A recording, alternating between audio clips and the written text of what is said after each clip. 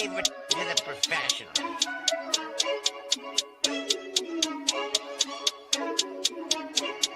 Blessed by Gandhi, blah, blah, blah.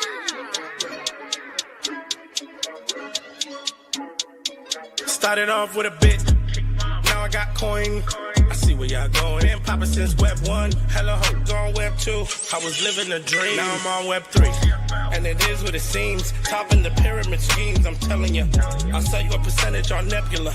Shout out to Vince, he'll set it up. Surfing on the web and I'm shooting at 3.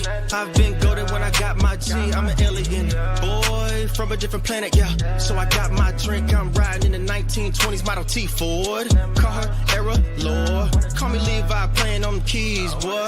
And I'm about to put my gloves on. If I said it, then I meant that. Yeah, I like that one, I'm about to get that. Crash that whip for the drumsticks, whiplash. I'm about to get them all. Are you with that? In a white boat, surrounded by blue. I want one, but I got a cop too. I wanna fly high in the sky, arms out wide, trying to soar from a bird's eye view. I'm on fire, Ricky, Bobby, cracking the pavement, Whitney, Bobby. I'm a Saki bomb, Hiroshima, Nagasaki. Bruce Wayne been a dog, and I keep it 101, cause I'm feeling kinda spotty. You sipping on some rock, and I'm sipping on octane. The only thing around my neck is the Started off with a blockchain. bit, now I got coin. I see where y'all going. Been poppin' since Web 1, hella hoes on Web 2. I was living a dream, now I'm on Web 3. And it is what it seems, topping the pyramid schemes, I'm telling you. I'll sell you a percentage on Nebula. Shout out to Vince, he'll set it up. NFT, Twitter, blockchain. Seeing with the ghosts and we ballin' like the Brown James. Crypto. We can make a trade, get the memo. The feels not falling for the FOMO. Listening to Coffee with Captain. You know we worldwide, they loco. I ain't never gonna stop rapping. Orlando, yeah, we working magic. We rocking Ethereum NFTs. I just went and caught me a half base. Man, I got a shout out to Started off with a bit, now I got coin. I see where y'all going. Been poppin' since Web 1, hella hoes on Web 2. I was living a dream, now I'm on Web 3. And it is what it seems, topping the pyramid schemes, I'm telling you. I'll sell you a percentage on Nebula. Shout out to Vince, he'll set it up. Breaking the mood to choose one, but they got knowledge to move, son. I'm shocking in shades with my brother in suits, yeah, them blues is coming. Even though it's hard to pick, eeny, mighty, mo, soda on the mix, no biting lips, it's time to go. Index number 1, no thumbs up, you gotta scroll. Looking at the ghost in studio, it's time to go. Had a helmet on by myself until I met a mask that wanted to have a face off. So had to bring my chainsaw, full tank of gas in the ride with my brakes off. I'm A1, but a different kind of steak sauce. Welcome to Coffee with Captain, powered by ApeChain, where we dive into all things crypto, NFTs, Web3, and cutting-edge technology. Remember, nothing here is financial advice. Early-stage tech can be exceptionally volatile and risky. So grab your coffee and join Cap and Steve for today's conversation. Welcome to the future. Welcome to Coffee with Captain GM. Thanks so much for joining us. Appreciate y'all being here. I've got a special co-host today this morning, so I stumbled upon my opening there. But as always, I'm Cap, not Drum. I'm my co-host Steve today. Got an extra special guest, SimpleFarmer, joining us, one of my favorite ApeChain architects. We're going to talk more than just clutch markets. I know a lot of you are familiar with SimpleFarmer by now, but a lot happening today. Busy Monday, and we brought on a local expert who, not saying he's got inside information, but very deep in those that ecosystem. So excited to talk more here in a bit. But if you haven't done so already, give us some love on the space. Go hit that like, repost, and bookmark up top. Drop us a GM in the chat down below. We're live over on Abstract, as well as the YouTube streets, and the X video is live all on my account today. Appreciate all the GMers, the best ones. Drop them in all those spots. As always, never any financial advice in this show. Crypto is risky, NFTs are risky, meme coins exception risky. Go to 0 to moment's notice. Please don't put any money you can't afford to lose. And know that SimpleFarmer and I likely hold tokens we'll talk about here today. So we're not financial advisors, certainly not your financial advisors. Don't join us for that. Just join us for some fun, some information, some education, maybe a parlay or two. But GM, SimpleFarmer, appreciate you joining me here this morning on the short notice. Always a pleasure. And for those that aren't maybe, I don't want to assume everyone is connected with you or everyone's, I kid you not, I see a bunch of you out there in the audience. We were talking, it was end of last week, must have been Thursday, maybe Friday. I don't know. My days are all run together. But true story, he can vouch. We were talking to him like, where did this guy come from? He's like, I feel like he came out of nowhere, and you're shipping nonstop. You become one of my favorite devs, not just because you're building on ApeChain, but the type of product. And I said it on a space. You had a space a couple weekends ago, And I meant what I said, like, it's not so much what you're building, which I do love. It's right up my alley, but how you're building. Just when I say you're in the weeds and working with your community, it's so much more than just clutch markets. And it's kind of what I want to talk about today. We're going to talk a little bit about Arbitrum, and you've got even like you're building a parlay permissionless parlay platform. You've got an NFT collection, and beyond that, like you're working with your community. I just saw, I think it was yesterday, you're over $1 million in trading volume for your trading group, and just like the definition of building in public from my perspective. And I really appreciate that. So can we rewind a little bit? And do you mind just kind of share like your story, your journey? Where did you come from? Because like I said, you on my radar anyways, you just appeared like in the last 6 months, and now I can't stop paying attention because of how and the frequency of all you're shipping. So GM, appreciate you being here and coming in hot with all the questions there. But yeah, I'd love to learn a little more about your journey and how you seem to just crash onto the scene and turning heads left and right. Yeah, I appreciate the compliments, Cap. I think, a lot of times, especially with X, the algorithm works in a way to where you're seeing a lot of what you're used to seeing, what you're, putting likes on. So you get kind of in like an echo chamber. And I think a similar thing has happened actually with Arbitrum, and which we'll be talking a lot about today. I've been active within the Arbitrum community for a good minute. My start in crypto was actually on Arbitrum as an L2. I never really traded much on mainnet. I bridged directly to Arbitrum as an L2 when it formed, and I traded options on a platform called Dopex. That was my main intro to crypto, and I did a lot of good revenue there for myself, and I used those funds to essentially start building my own protocol. So in the early days, I forked Dopex's options trading contracts to make them compatible with another token, which is another layer 3 on Arbitrum called DMT. So that was like my first build. And then from there, I started building out additional products. So NFT gated products, did some mini games, built a little bit with Unity.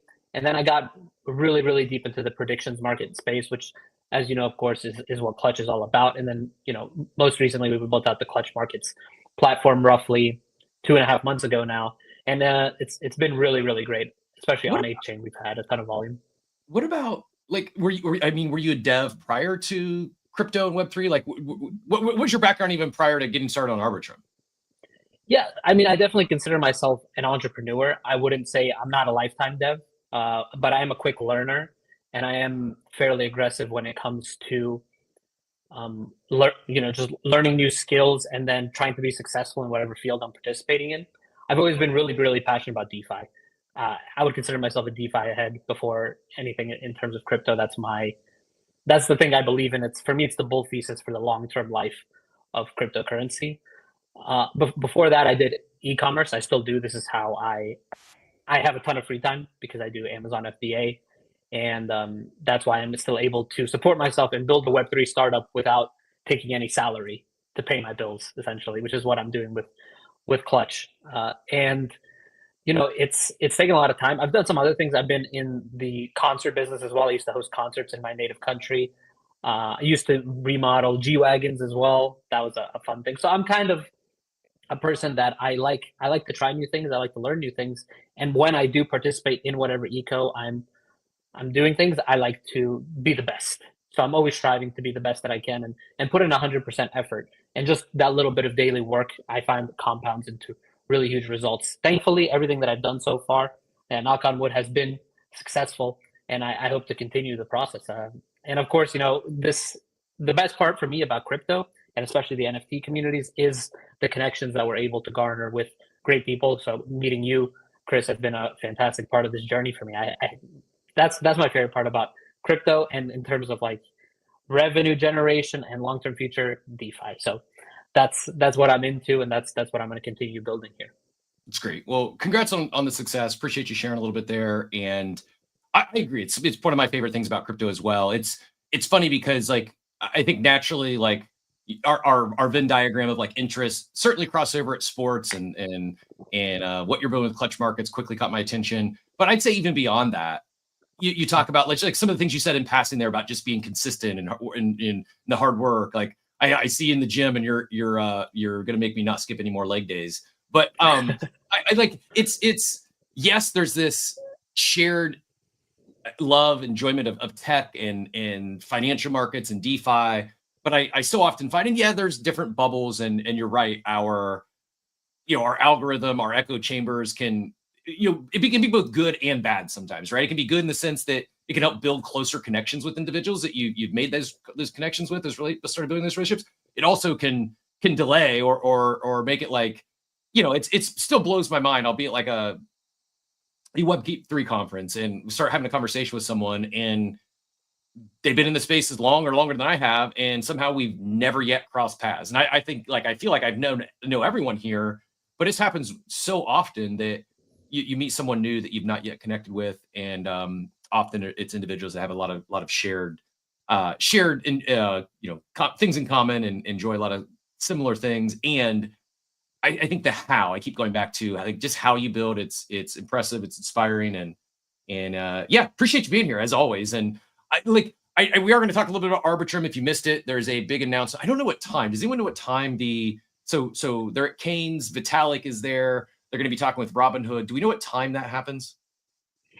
Yeah, so they're actually going live at 7:45 CEST, and I think that's 11:45 Eastern Standard Time. Don't quote me on that. Check the Robinhood X profile to get the exact time. Maybe we could pin that up in the space. Yeah, Google tells me 7:45 CEST to Eastern would be like 1:45 a.m. Monday. That doesn't sound right. Maybe whatever it is, it's probably 7:45 p.m. CEST. Right.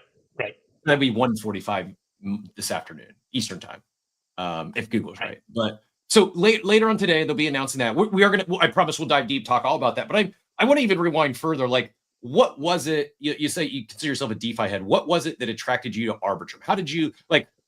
Why start? I think my journey, I've shared before, like I found NBA Top Shot, that kind of started the light bulb going off. And then I found Zedrun, and that took me to Polygon. And then eventually ETH mainnet, and ended up minting some apes, and the rest is history. What was it about Arbitrum? What was it that, how'd you find your start there? Yeah, so actually my first token that I ever bought was Dogecoin. So Dogecoin brought me into crypto originally. And after that, I had buddies, and you go to like Top Golf, play some golf, hit some balls, and you kind of talk with the college buddies and stuff like that. I went to Auburn University, and one of my friends, one of my classmates, actually started talking about this thing called DeFi, and I was like, DeFi, decentralized finance. It makes a lot of sense. I feel like it's the bull thesis in crypto is decentralization, making wars too expensive for governments. Taking control out of the hands of the banks and putting it back into people's hands. It just made a lot of sense that smart money would solve a lot of major problems in the world. So when he gave me the explanation of DeFi, he said, hey, you need to bridge over to this chain called Arbitrum and put some tokens on the chain. And at that time, bridging to Arbitrum took a couple hours. Bridging off of Arbitrum took like 2 weeks, and there was no other way to bridge off there. Yeah, so it was really early at that time, and there was very few protocols, very few functional dApps on the chain. I didn't personally know any of the chain leaders, but then as I continued to trade, I would post some of my wins, especially for my options positions. On the timeline, I did some memes, some fun Arbitrum memes, trying to kind of get the same exposure for Arbitrum later on that, some of the tokens on Solana were getting. And so I started to get in touch with some of the community leaders for Arbitrum. Oh, sorry, I brought you up on stage. You got to throw that. I don't know if you got some headphones you can throw in there. Definitely. Or just turn the volume all the way down if that'll work. And so with the community leaders at Arbitrum, once I actually went to the first conference, I met a lot of the people in real life, and I can just say they're class act individuals. The people who work at Arbitrum, people like Hunter Churro, AJ Warner, he's on today with Vitalik, Stephen Goldfeder, the founder. They're just personable, good people, and they're smart people. And it really resonated with me what they were building. It seemed like they genuinely believed in what they were doing. And I find a lot of times in crypto, I get this cabal corruption vibe from like, I'm not going to say like specific chains or specific tokens, but in a lot of parts of the space. And that's probably because, that is exactly what's happening behind the scenes. It seems like Arbitrum has always been committed to doing things the long, hard, and correct way. It hasn't been the sexiest chain, right? I think two sides of the spectrum are like Solana, and Arbitrum is the far other end. Right? And so far we've seen degeneracy kind of winning the day on the Solana side in terms of volume and number of makers. But I think with the long-term vision that Arbitrum has, and especially the partnerships that they have, so you have teams like BlackRock coming through investing large amounts in stables, and now you have, of course, Robinhood doing large things. Robinhood is essentially selecting Arbitrum, and in the same way that Coinbase will go along with Base, Robinhood is pairing with Arbitrum, and obviously that's super bullish for every single token that exists on the network. Yeah, can you, like, for those that aren't familiar, and I'm not, like, I'm aware of, but I'm not familiar enough to like actually intelligently explain kind of how they're structured, right? Like, so you've got Arbitrum, which is an L2 on ETH. You've got, you mentioned Base. You've got Optimism, which is an L2 on Base. They both then have Optimism calls there, I believe it's I'm drawing a blank. I wanted to say super chain, but that may or may not be it. They got this other, it's not an L3 per se, but it's the super chain, this ecosystem that like Coinbase is building out on. My understanding, Arbitrum, is it one Nova? What is it called on Arbitrum? They're similar super, like, where I'm assuming that's what we're going to hear from Coinbase today. Whereas like ApeChain, for instance, is an L3.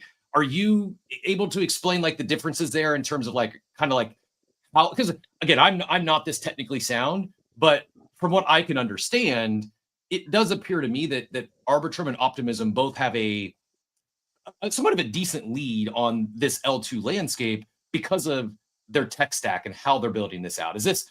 I apologize, I'm putting you on the spot. This isn't what I brought you in here to talk about. But are you able to help kind of explain the lay of the land here with how these chains are functioning and more, maybe even more so why or how Optimism is able to attract someone like Coinbase and we believe Arbitrum is going to attract someone like Robinhood today?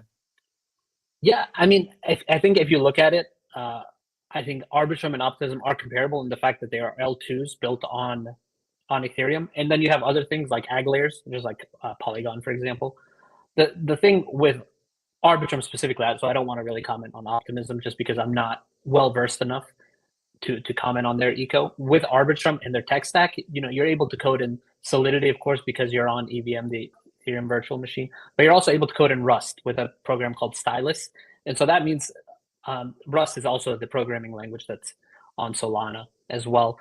And this is something that's been relatively new and something they added recently. Arbitrum as an eco has Arbitrum 1, that's their main chain, their main hub. They have Arbitrum Nova, but I think they're trying to focus comms more and more towards, like, I'm not speaking for them, but this is just what I've seen and the feedback that's been given to me, more and more towards Arbitrum 1 to kind of create less confusion as to all the things that are going on. They have the Arbitrum DAO, which makes a lot of decisions, but they also have the Arbitrum Foundation.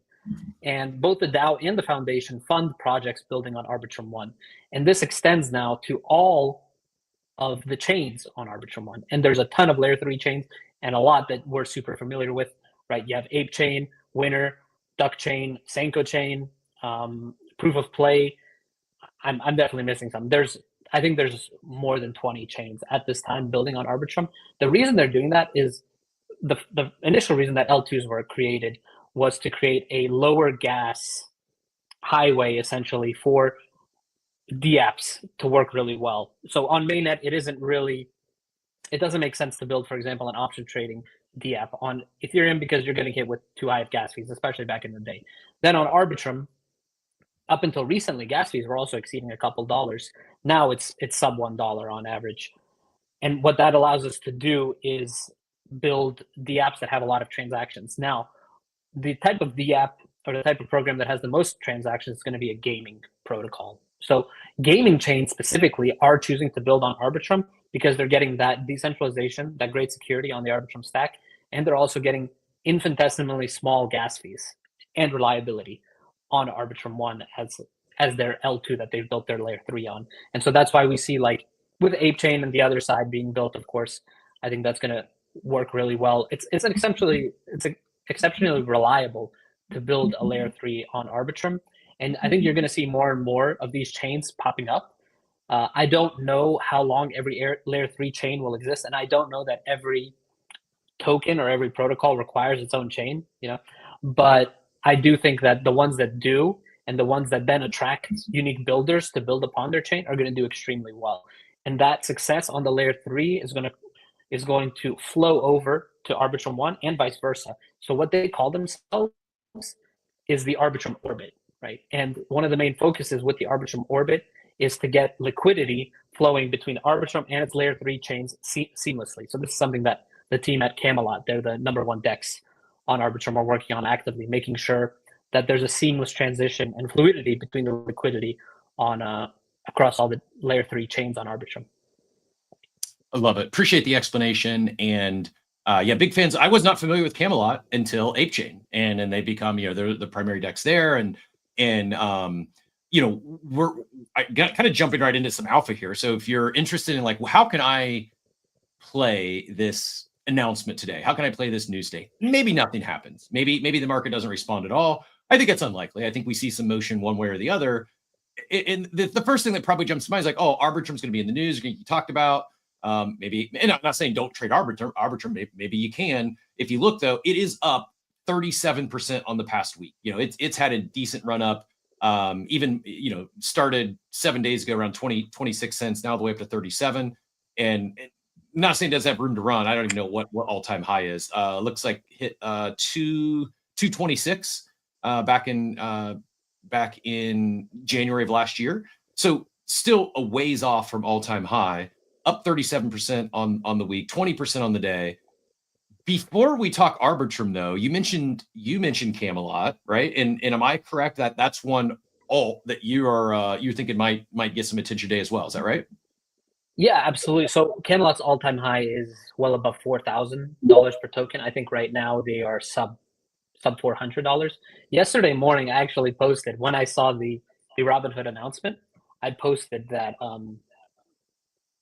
Are we getting any extra noise from my? Nope, you're good. No? Okay, good. So I actually posted that my play for today was the Grail token, which is Camelot's native token. They do a rev-share process between a 2-token dynamic between the Grail token and X Grail. And essentially you stake your X Grail and you receive Grail long-term, as well as a portion of the revenue coming through their DEX. And the crazy thing is, right, when we look at DEXs like Velodrome, Aerodrome on Base, we look at Uniswap, for example, these are massive market cap decentralized exchanges. Camelot right now is sitting at 8.1 million market cap as the leading DEX on the L2 with the most liquidity flows out of any layer 2. So it's, in my opinion, massively undervalued. I'm familiar with the team from a personal standpoint, and I know that they're also incorporating a token buyback model with revenue, similar to what Hyperliquid is doing. And we know, of course, how that's going right now in the short term. So yesterday morning, I posted that I think the Grail token is a great play on the day when it was around $270. And I'm still very bullish on it. In addition to Grail, I think there's another few giants on Arbitrum that I think are going to get a lot of traction with today's announcement. Yeah, no, I mean, well, first of all, great call. Congrats on the call. Yesterday when you called it, been the time to buy, up 30% on the day. To your point, though, it's still down, I don't know, about 90% from all-time highs, potentially room to run. And yet I think a leading DEX at an $8 million market cap is pretty wild, because one of the things, I mean, we haven't talked about a lot in this show, but the stablecoin market cap, the collective stablecoin market cap on Arbitrum is booming. Like, it's well over 3 billion in stables on Arbitrum. And like, there's going to, like, the DEX is going to be used. I mean, it's being used today. There's a world where who knows what comes of this. Do you have I think you shared it, the image from the Robinhood app. Do you have that?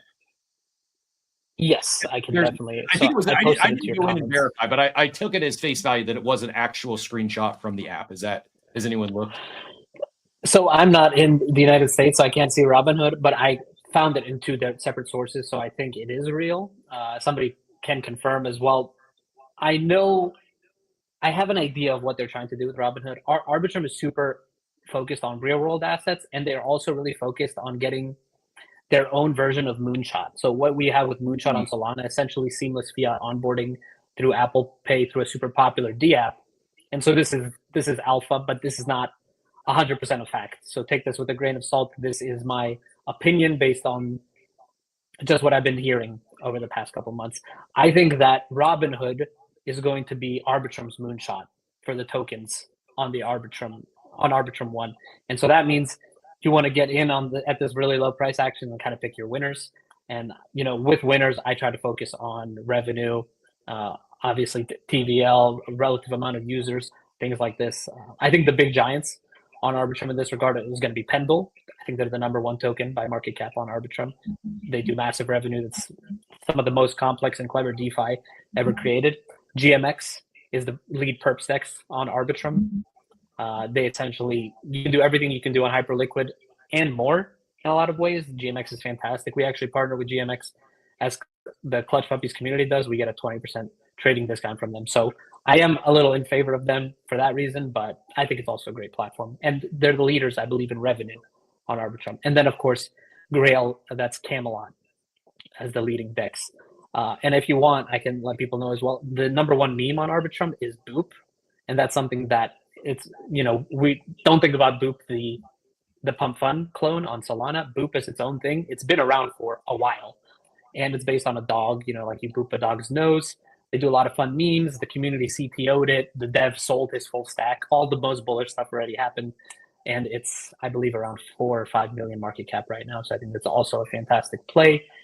Although I would say, I think Arbitrum is not trying to come through and push memes in the way Solana does. I think they're focused on their strengths, and that is, super proprietary and clever DeFi. I don't see them as pushing memes either.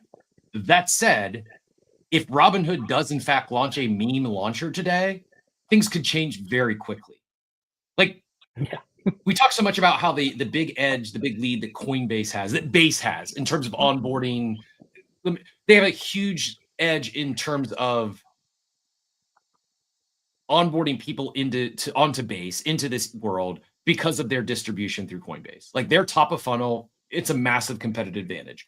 The only business in crypto that even has close to that sort of existing embedded base that they could bring into this world is Robinhood. Like, they're 2 giants in terms of people who aren't on crypto Twitter that might have $5,000 to $5,000 in their crypto account, but they probably started like you or I did back in the day, where I bought some Doge or I bought some ETH, but I'm not in the space. It's a very small part of a portfolio, but as things start heating up, there's like 2 sides of this, right? I think it's exciting. I also understand some people who are already starting to FUD this announcement. I'm going to share a post here. I have an in real life group chat with some friends. I'm like the crypto guy in the chat, and I keep beating all of you should be a whole coiner.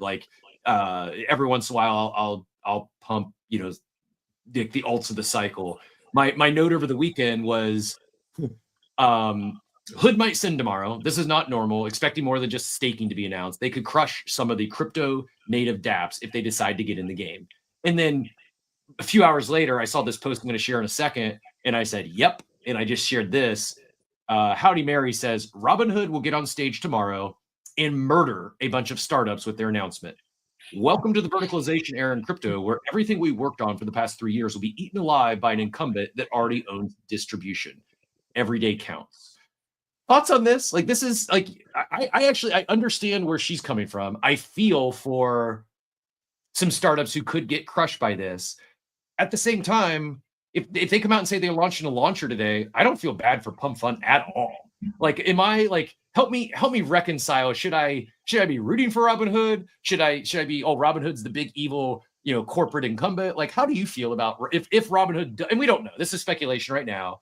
I think we are probably going to see some big announcements. It's going to be, I think we're going to see Robinhood get in the space, not just, a kind of an okay announcement. I think it's going to be a big deal is what my read is. How do you feel? Is this a positive, net positive, or net negative where Robinhood enters the space on a different level, like maybe Coinbase already is.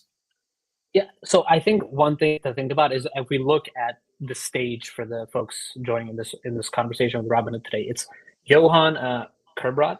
Sorry if I pronounced that wrong. He is the crypto GM at Robinhood.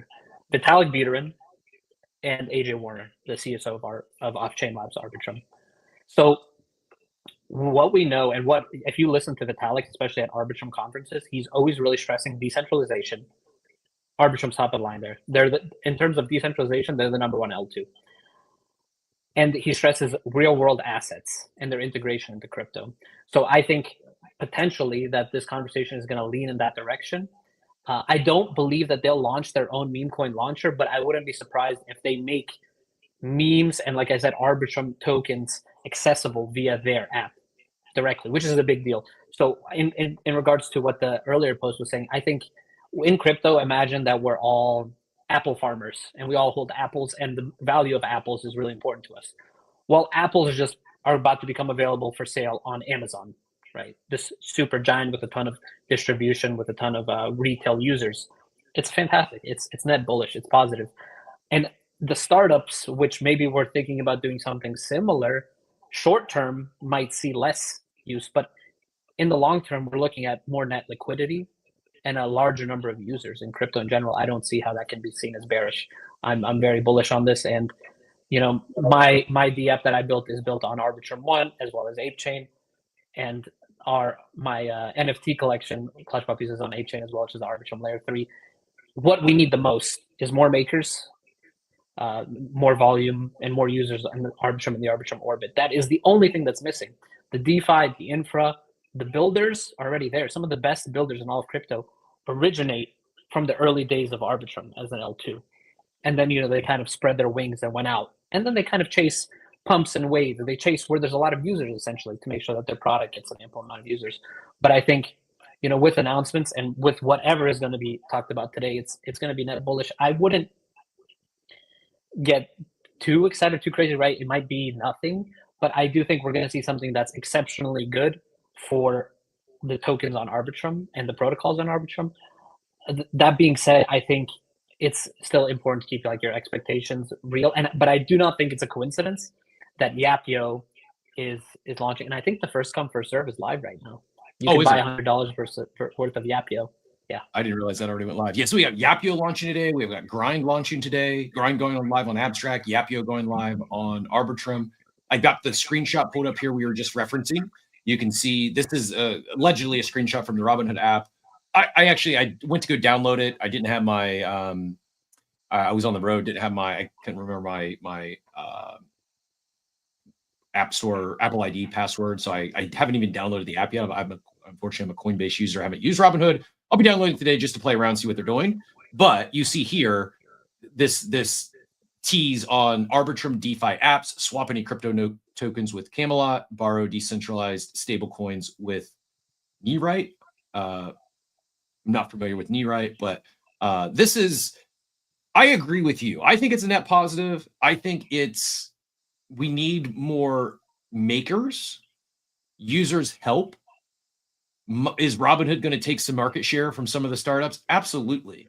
But I think if you fast forward a decade and this stuff everything comes on chain, there's almost no outcome. There's almost no scenario where players like Coinbase and Robinhood don't get involved. So I think the sooner they get involved, the better. And the other thing I think that may not be obvious, but I think as more these traditional TradFi institutions come on chain and start focusing more on this sector, I think by default, it brings more builders into the space. I think you got a lot of entrepreneurs, you got a lot of, whether they're in TradFi or not. As entrepreneurs right now, they're looking at AI and they're probably looking at crypto. It's almost impossible as more and more news is out there, even if they're not in the space. They thought Bitcoin was a scam 10 years ago. They have to start paying attention sooner than later. And I think every one of these big announcements with these major institutions, it's just another notch in the credibility belt. And I think that the potentially the biggest net positive for the space is bringing more builders into the space. So for some builders here, that may make them uncomfortable.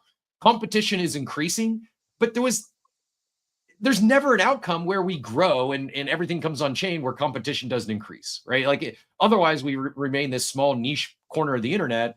And yeah, maybe you can dominate your market share, but it's just like we never move forward that way. So I think it's like an inevitable. And maybe we're over analyzing this. Maybe nothing comes out of this today, but I think this could be another major moment where you look back because here's what I think.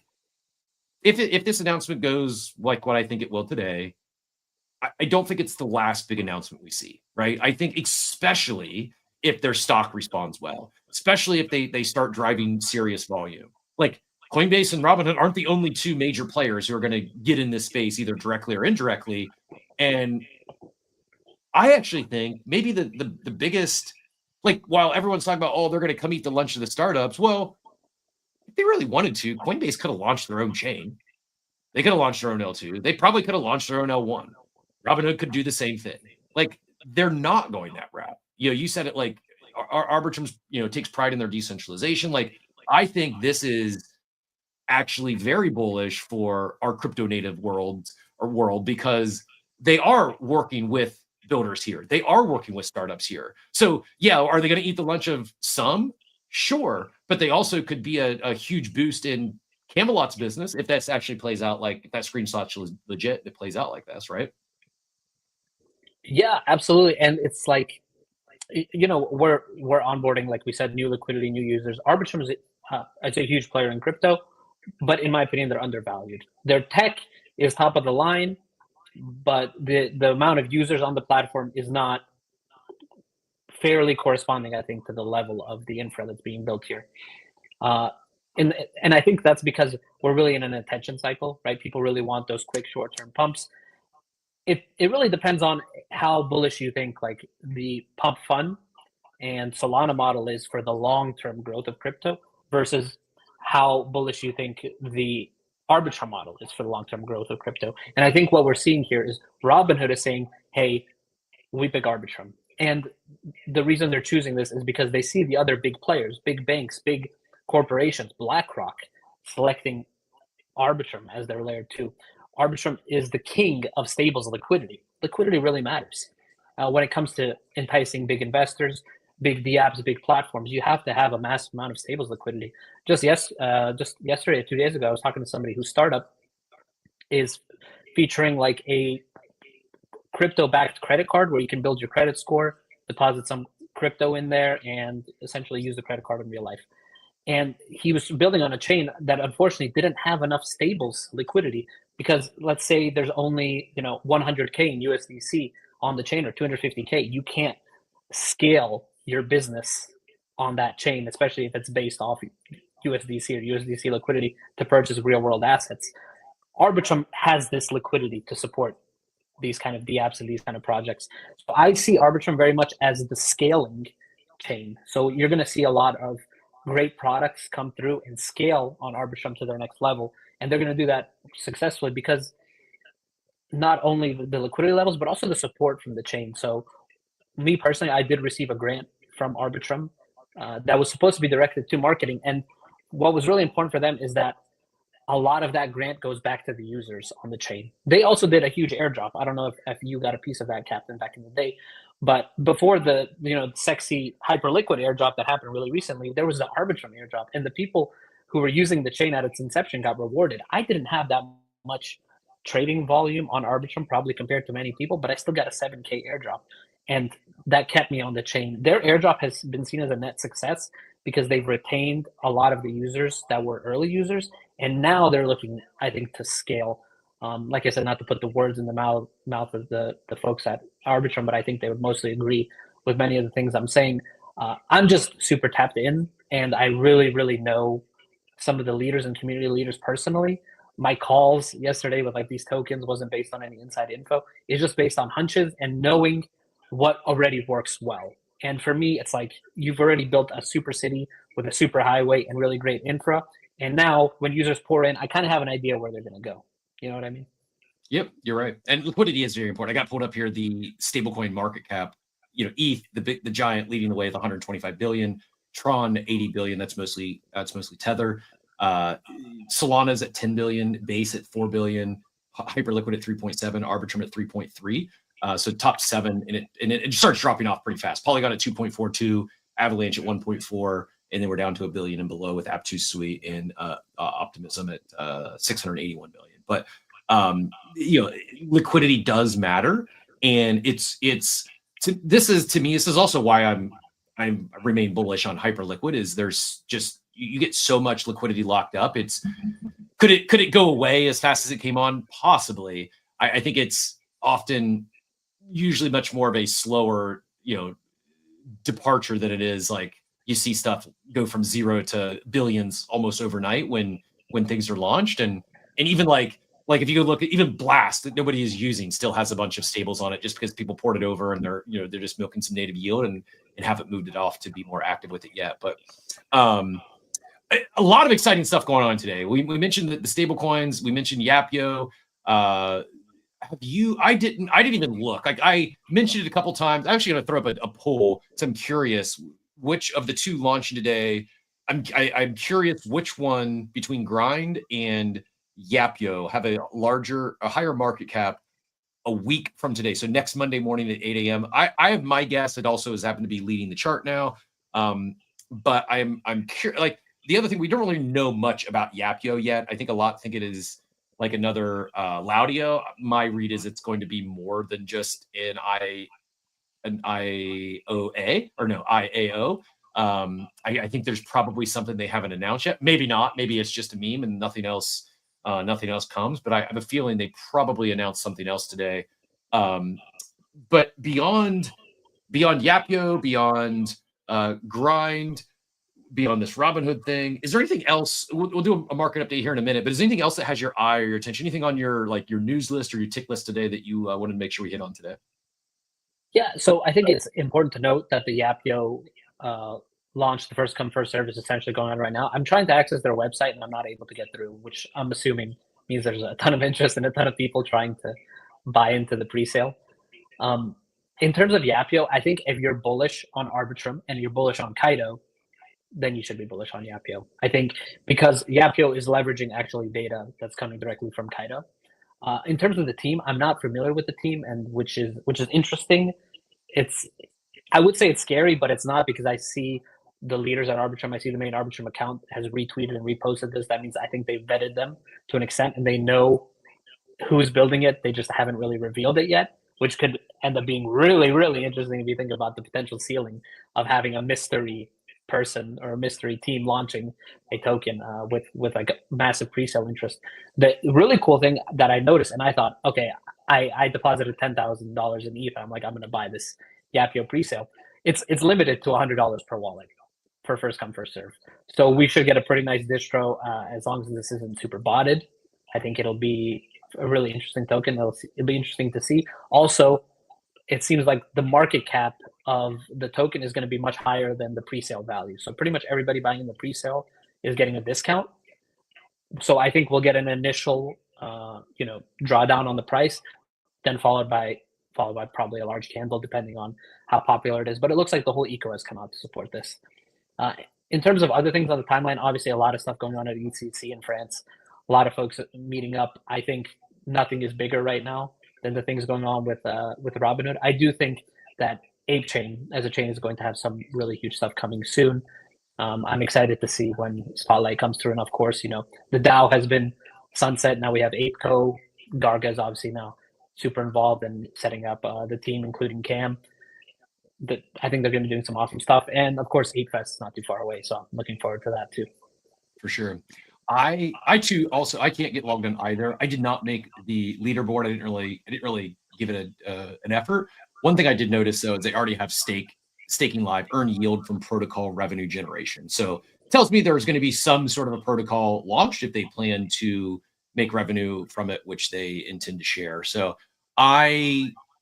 if I can get into first come first serve, I'll take a shot, because I agree with you that the pre-sale amount is just pretty low relative. Hard to see it not opening higher than what the pre-sale is.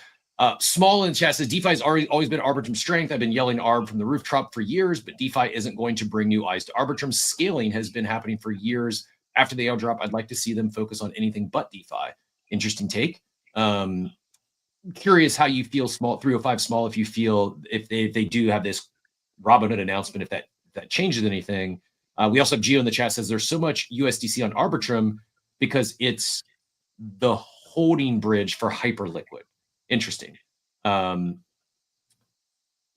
sounds ignorant, but I don't know what you mean by holding bridge. So do you know what they mean by that? Gio, I don't know if you can come up on stage. Go ahead.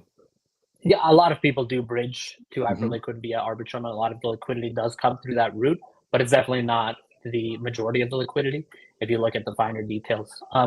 I think it's funny to say that DeFi isn't going to bring on new users. The issue is DeFi isn't sexy, but it's not supposed to be sexy. It's supposed to be useful. It's like we'll get to a point when DeFi is so good that everyday users and people around the world will be using it and they won't realize they're using it. We just haven't gotten to that point yet. The tech and the infra is there, but the real life usage of these platforms hasn't reached that level yet. And that's actually not an Arbitrum issue. That's actually more of an issue of like smart wallets, MetaMask, Rabby, Rainbow. These are great smart wallets if you know how to use them, but they're not easily accessible. It takes a certain level of education even to understand how to interact with the apps with a smart wallet. We're going to get to a point where DeFi is fully integrated into real world finance. And that's why you see all these real world finance companies investing in Arbitrum. But it's going to take time. So this is going to be probably the least sexy pump of all time for these big tokens on Arbitrum. But that being said, there is already protocols doing massive revenue. I think GMX just passed $60 billion in trading volume, something insane like that. So they're doing awesome numbers.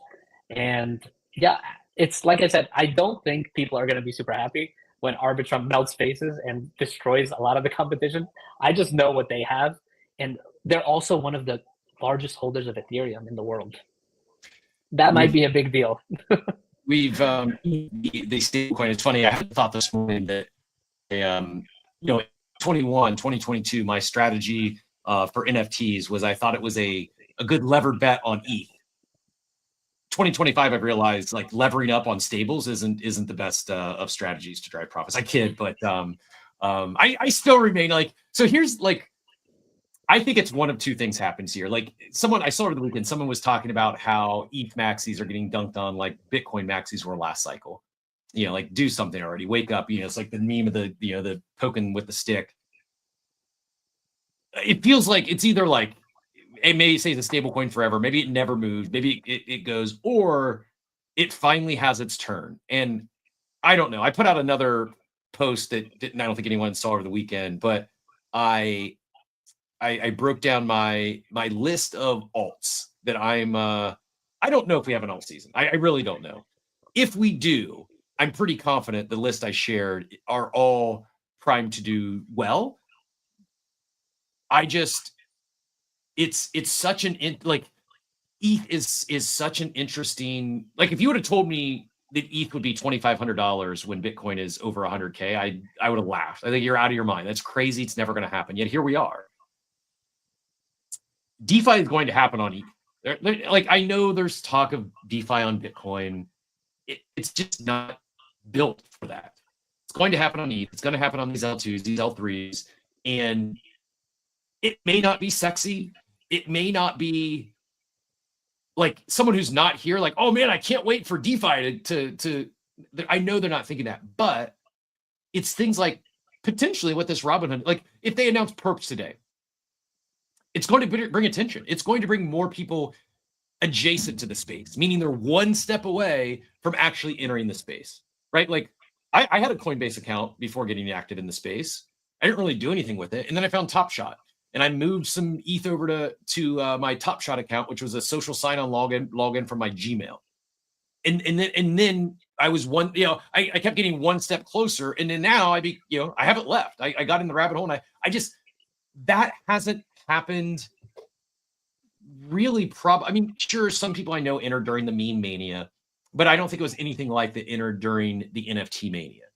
I'm not saying like DeFi is going to be another massive wave of consumer onboarding, but I do absolutely think as this stuff becomes more and more accessible to those who aren't here and they get one step closer, those people are probably one big win, one big hit away from going from adjacent to the space to stepping in with at least 1 foot, if not both.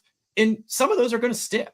And I think a lot of them are going to be builders. A lot of them are going to be the entrepreneur types that want to explore more. And so, yeah, that's where I net out. I think this will be a net positive on the space. Say whatever gets announced. And I think we could see kind of this wave of these institutions start participating in the space. It may not onboard users directly, but indirectly it will. And I think it leads to this next big boom of entrepreneurs and builders coming as well. Yeah. So, Captain, I think, and I think there was a mention that DeFi isn't going to bring on new users. Guys, the number one winner of the cycle is Hyperliquid. Hyperliquid is a perps DEX chain. It's a DeFi product. It's a DeFi product that turned itself into a chain. Then you have Hypercore. Of course, you have a lot of tokens and other things going on. But the main source of Hyperliquid revenue is their perps DEX, which they use the revenue from to buy back the token. The reason they have revenue is because it's a super successful DeFi protocol.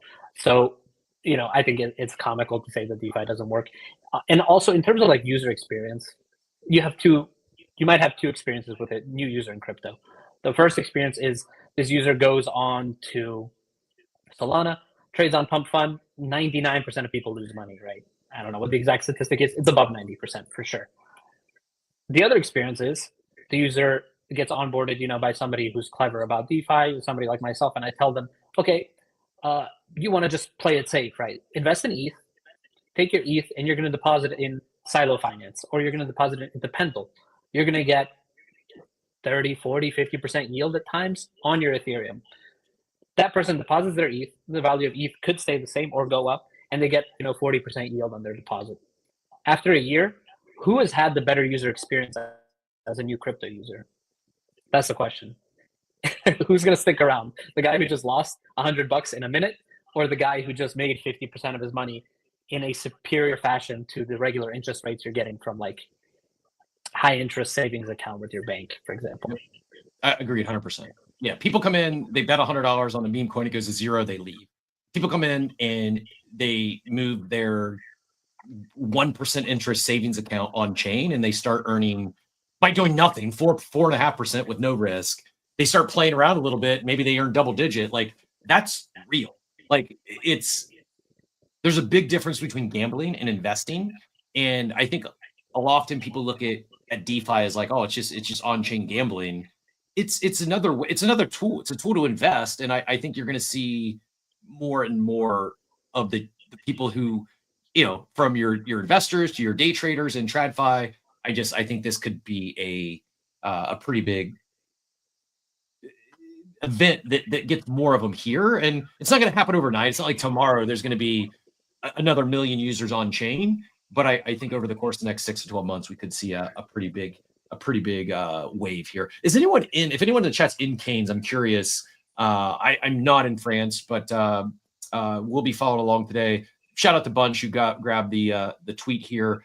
So it looks like maybe a few announcements, because the first one was I did see one which translated to 1:45 p.m. The live stream though starts at 5 p.m. CEST, which is 11 a.m. Eastern.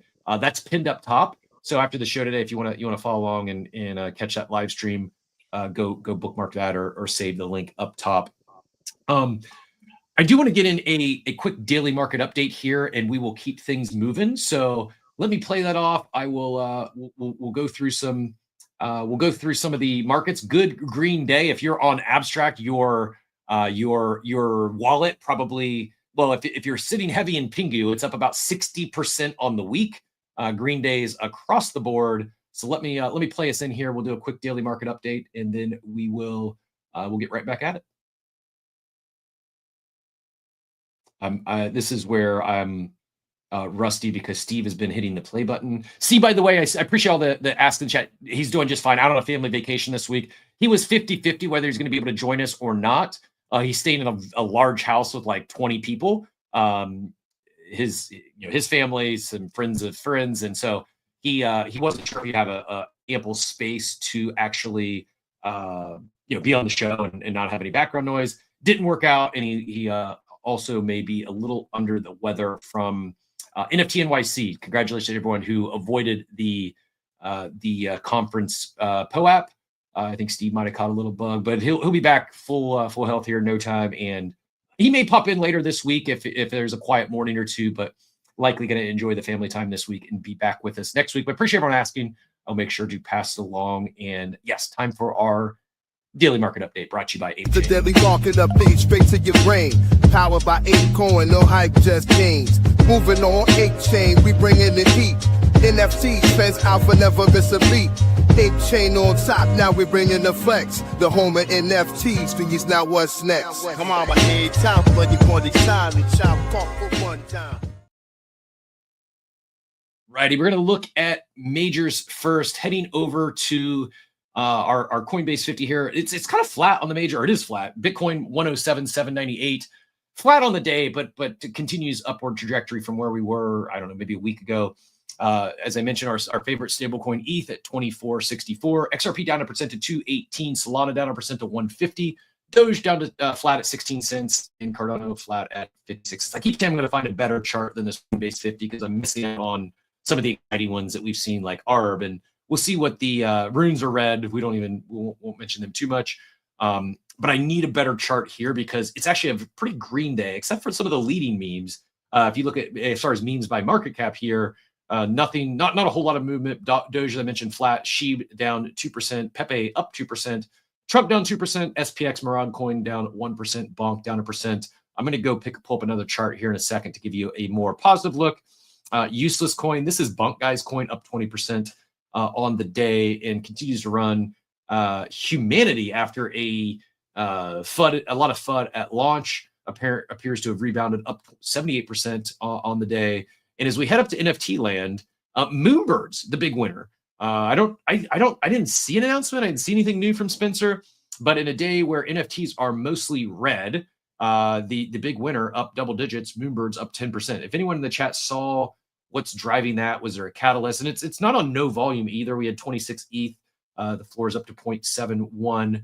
Again, up 10% on the day. Azuki flat, attempting to hold on to that 2 ETH price point. Hype Man, not familiar with. 69 Hype. It's going to be one to pay attention to. I have a feeling. 502 sales in the last 24 hours. Your main Ethnet ones, Milady's down 1%. Pudgies, little Pudgies down 0.5%. Larva Lads, 0.83%. The OpenSea farm must be off. They'll turn it back on tomorrow. I'm guessing I haven't looked today. Pudgy's down 1%. Mutants down 3.5%. I think there might have been a whale got fished or something. I saw a lot of them, some pretty rare mutants all got, there's, I don't know, 15, 20 of them all got dumped into bids overnight. Hopefully it wasn't a hack or a fish, but there was a big sell-off on mutants, causing that floor to drop 3.5% to 1.72. Meglio, the newest mega ETH mint, it's showing down 19% on the day, but 0.135 is actually up quite a bit from mint price. A winner over there for anyone who held those bad buns. They got some a mint or two, and then I think there was some first come first serve. But Meglio, a lot of attention, a lot of movement. Around Mega ETH. Excited to see that come live. And Bored Apes down 3% on the day to 10.69. We'll see if they hold that 10 ETH floor. A lot of excitement heading into Other Side going live next month. Codas, I'm going to go look because this is my call. I think they flip mutants. I hope it's not because mutants drop further, but 1.34, still some opportunity there. And then Other Deeds running 0.169, down 7% on the day, but about flat where they were last week. So good check yesterday with, it was actually Loki had an NFT conversation. They had several. We're talking Other Deeds and what's coming up on Other Side. So a lot. I feel like a lot happening over the course of the next, I don't know. It feels like it's going to be a busy summer. Today may or may not be like the kickoff with these announcements coming from Robinhood, but it really does feel like, I know Putty's probably more of like a Q4 with what they're doing with Abstract and their next moves there, but we've got Other Side coming up next month. We've got Robinhood making moves, and I'm getting the sense that things are heating up, not slowing down. Forgetting price action, it feels like we're getting into a season of these, not just like, with all due respect, not just like devs like yourself shipping relentlessly, but I feel we're hitting like a season where some of these large brands, large protocols are making big moves that may have, like a trickle effect outside of crypto and Web3, and exciting time to be here. Yeah, I mean, in terms of just the list, the market update, I wanted to touch on, I like to trade perps. And when I do make profits on perps, my favorite thing to buy is other deeds. I love shopping other deeds. It's just like, it's a couple $100 for one, and there's so much variation in them. I'm super excited about what Yuga Labs is going to be doing with the other side. My favorite token to short is actually Trump. You can see it's down, and it was actually, when everything else was pumping, Trump was still down somehow. And I like the long, in terms of memes, I like the long fart coin, and I like the long hype. And so we can see, of course, with the list, what you went over there, a lot of the winners. Moonbird's obviously doing super well. With the new takeover with the orange cap. I think Moonbird's Mythics also is a big sleeper, right? A lot of people were asking, would you rather have one Moonbird or how many Mythics can you get at the time? Maybe like 7 of them. So I actually bought 3 or 4, and I'm glad to see like it's doubled since I think Steve actually recommended that I get a Mythic. So it's going really well. Everyone's favorite meme, fart coin, down a couple % on the day. Usually that's a good time to buy when it dips. A good one to long. Yeah. Hyperliquid up 2% on the day. It hit 40 once again, down below it now, 39.84. But I mentioned I shared it, I pinned it up top, and then I didn't go back and talk to it. So I'll do a quick run through. This is where, and I have bags in some of these, but I've not made, at least not with size. I may have some minor exposure to all these. But I'm not like, I shouldn't say there's not a bag bias. There's definitely some bag bias, but it's also like, I still like, these are moves that I'm actively making. If I don't hold a sizable position, hype is one of them. I need more hype. I need fart coin. I do have a decent amount of Pingu. I'm going to continue to stack Pingu. I'm going to continue to stack Ape. I'm going to continue to stack Rect. I shared it in the war room this morning. You can get a billion Rect coin for about $287. My non-financial advice to friends in there was, if you got $300 you find in a couch cushion, maybe go buy yourself a billion Rect and just forget about it for a couple years. And last but not least, this is going to be one, maybe this can roll us right into some, I'm going to hit on Billy. We'll play in an ApeChain architect segment, and then I do want to dive a little deeper into the sports betting world of clutch markets, Billy Bets, and all things that you're working on over there, because this is one I saw over the weekend. There was another, basically a competitor to Billy Bets launched. Bunchu, I apologize if you don't want me to share this. You're welcome to join us if you want to come up, if you're able. No pressure obligations. But another competitor launched over the weekend with some more KOLs and stuff, and it opened at a 9-figure market cap. I'll just say Billy Bets is not a 9-figure market cap yet, not a 8-figure market cap yet, and I feel just massive upside with what they're building. But here's how I'm thinking about these alts. If we do have an alt season, these are 6 that I want exposure, and just some quick thoughts as to why. Hyperliquid is mentioned. I think it's a clear winner of the cycle. Extremely strong fundamentals. It already was a top performer in Q2, up 180%. So it's possible it's already had its run and it's seen its top. But I do think Ansom's right here. I agree. A lot of CT steals sideline, and it's attractive alt to TradFi, who's not here yet due to the fundamentals, the revenue it's generating. I also, on that topic, I think this model of generating revenue, doing buybacks, sharing that I think they're going to see more and more of that under the current regulatory environment.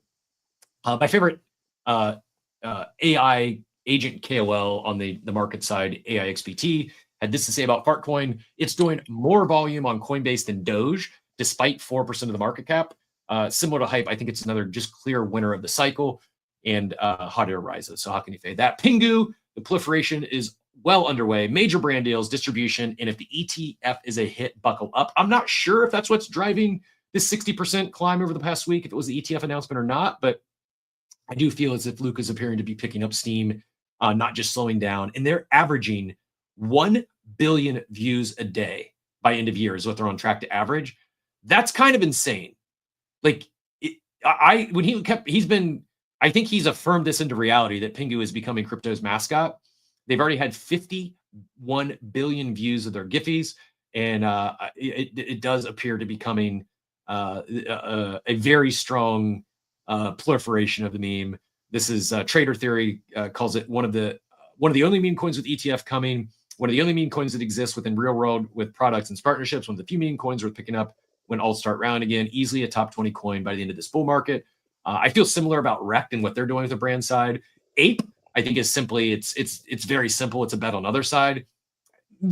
Could Ape be successful without other side success? Sure, but recent updates certainly caught attention again, turned some heads, and I think even mild success of other side in the crypto native world, I think the token's undervalued.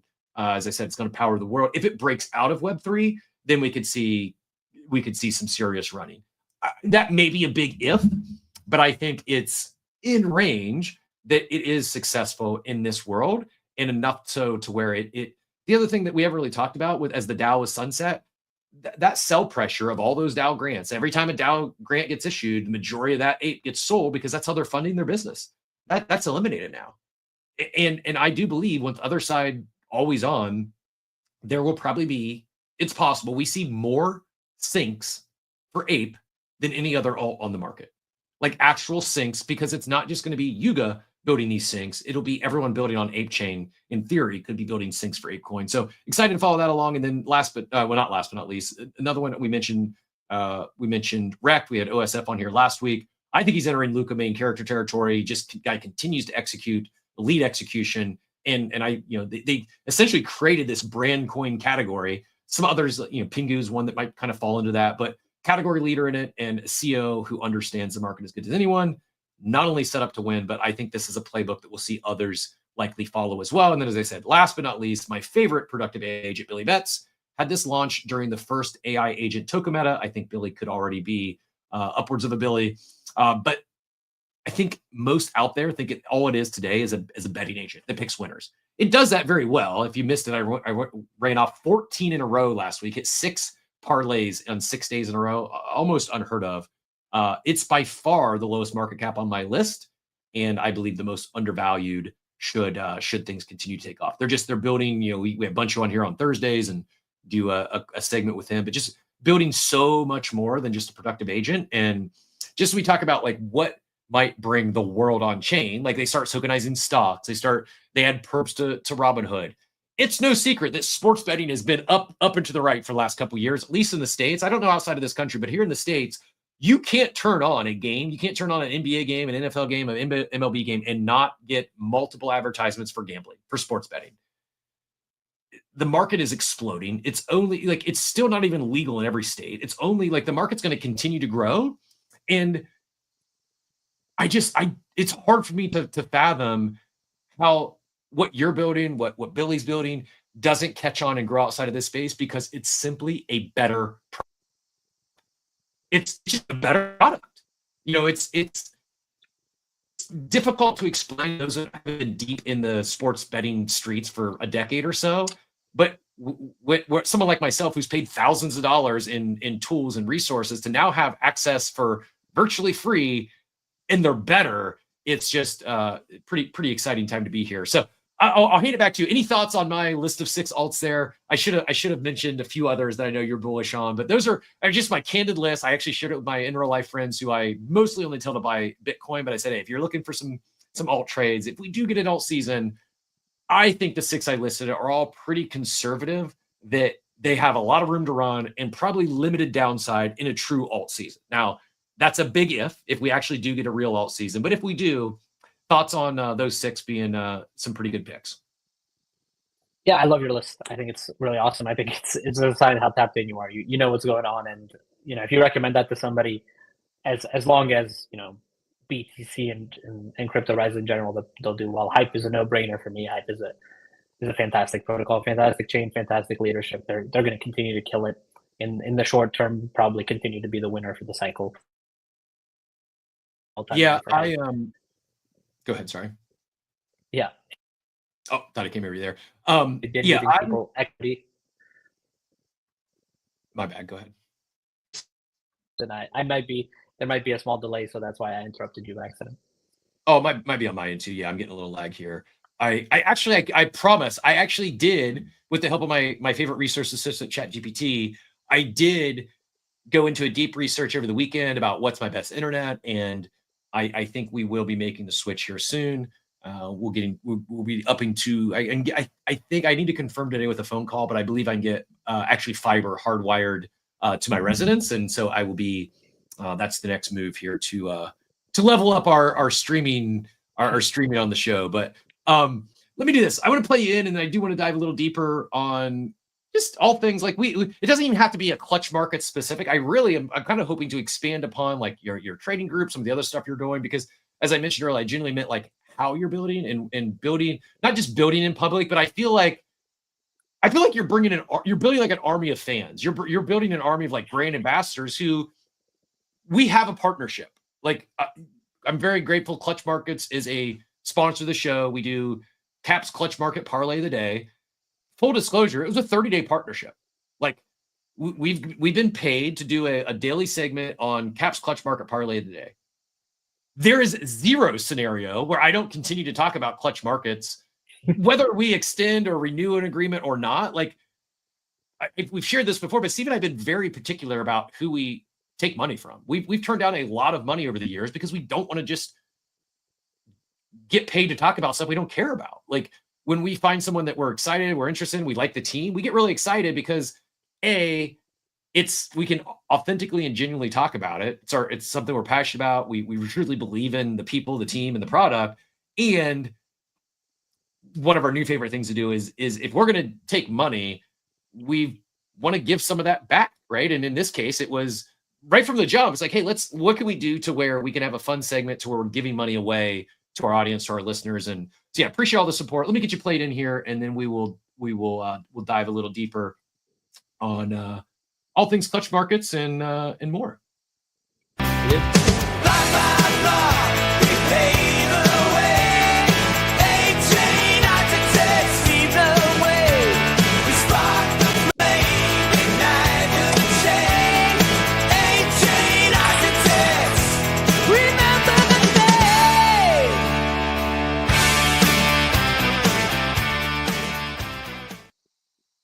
I feel like I'm it's like do not take this the wrong way. I really appreciate you joining me. I'm really enjoying the conversation.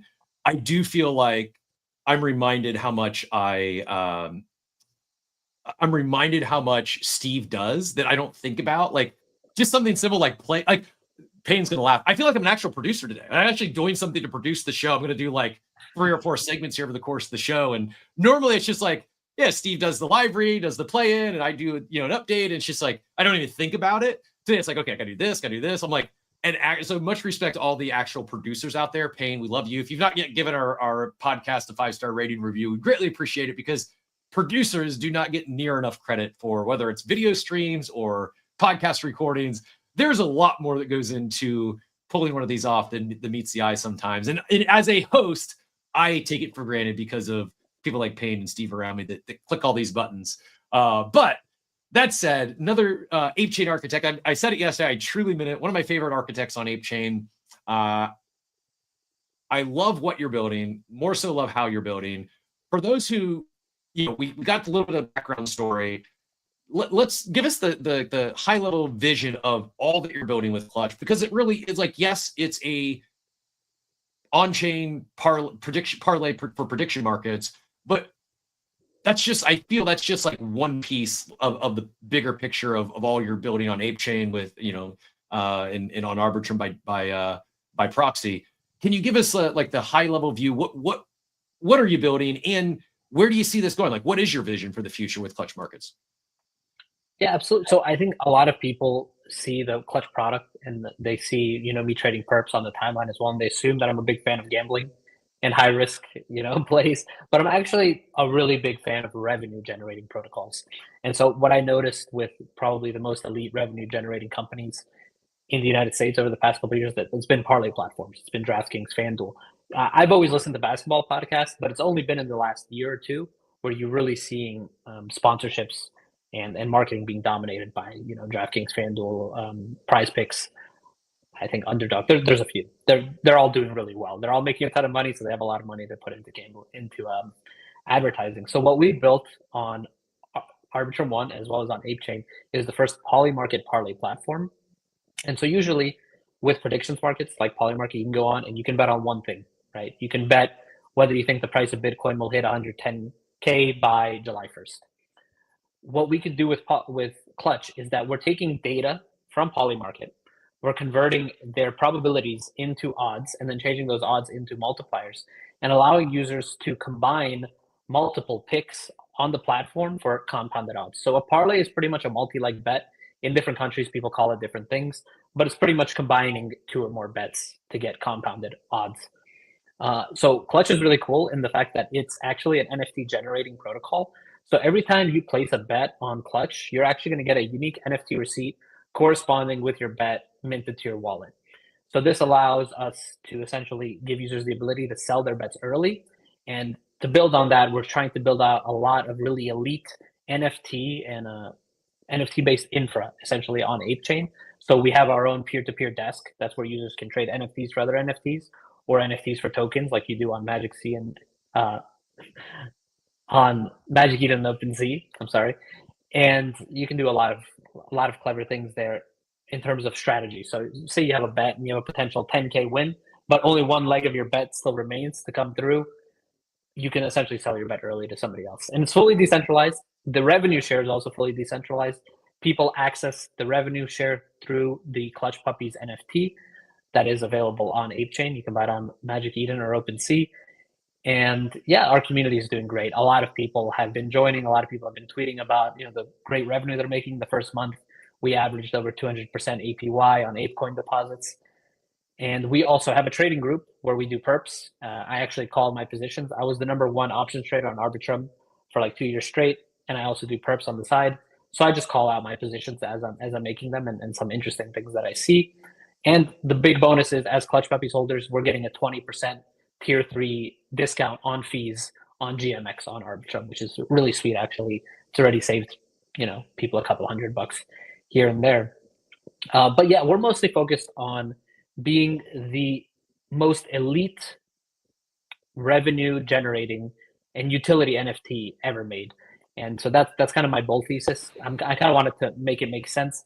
I think a lot of people hold tokens and they hold NFTs, and then you kind of look at it and you're not sure why you hold it. I want Clutch Puppies to be like an NFT people hold, and every day they're glad they bought it and they would buy it again at that price, right? So that's where I think we get into the range of becoming elite. Although it is super early, my first conversations with big, I would say, X accounts, like your own X accounts with over 20, 30K followers, this is the first time I'm doing this, right? So I would say everybody listening in is super early, which is positive, but that's also probably why maybe you haven't heard about all the finer details.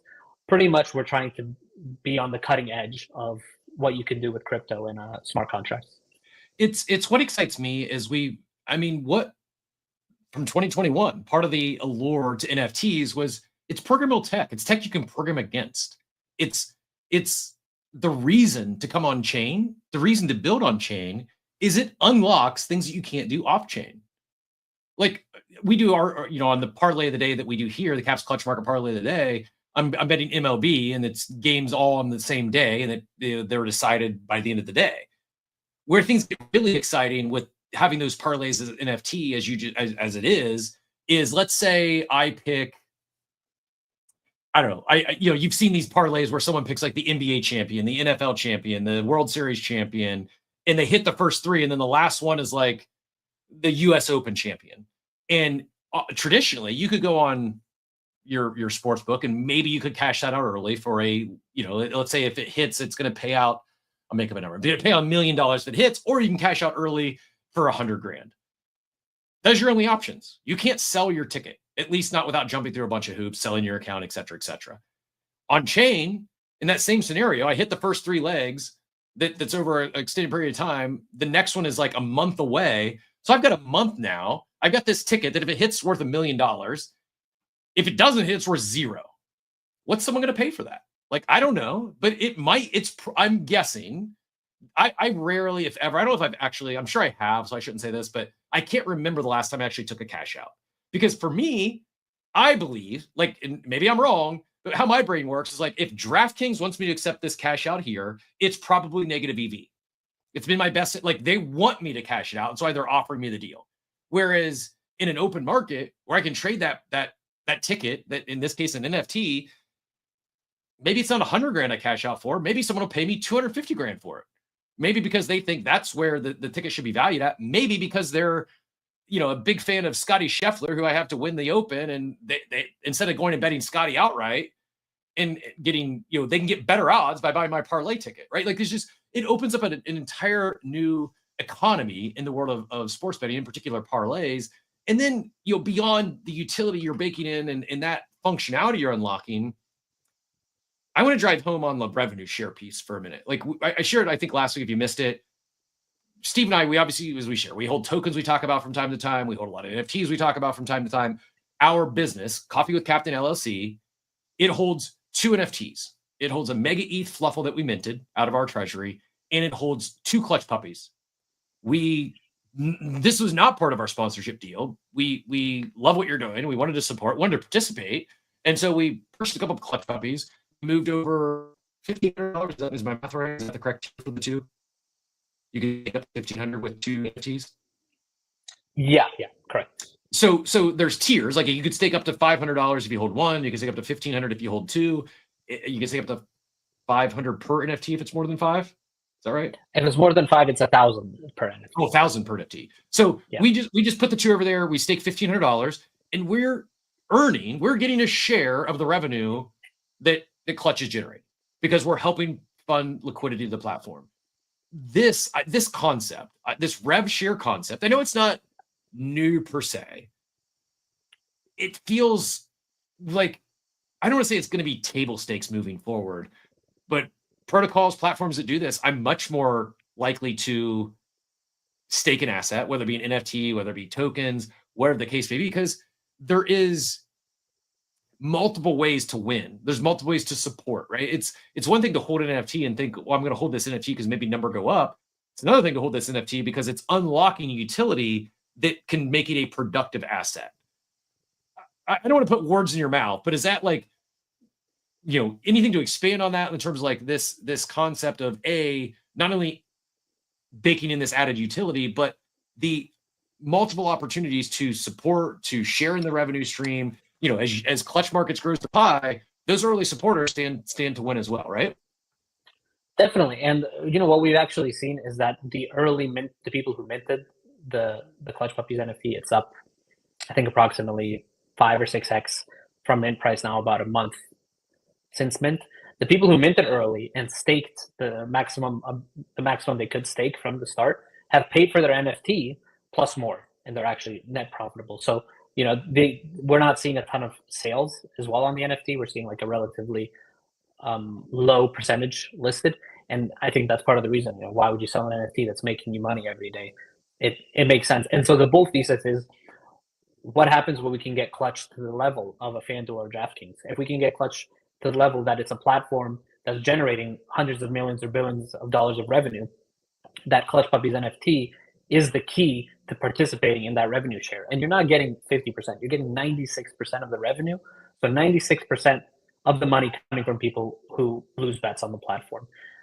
And obviously, if you get to a point where you're making $100 million and you need that NFT to stake, and more of that NFT allows you to stake more, essentially giving you a bigger piece of that revenue, I can see it becoming really, really interesting because my main initiative right now is just driving users to the platform and just letting people know what we're doing on Clutch. I think it's super, super early still. The thing is, a lot of people, I think, mistake Clutch for a myriad markets or another predictions market. I think predictions markets now are kind of becoming a dime a dozen. It's fairly common, especially when you get a super successful protocol like Polymarket, that you get copies that come out. Same thing with Billy Bets. Usually protocols start to do really well when copies come out because people start trying to copy them. So with Clutch, the unique thing is, this is something that's really important to think about.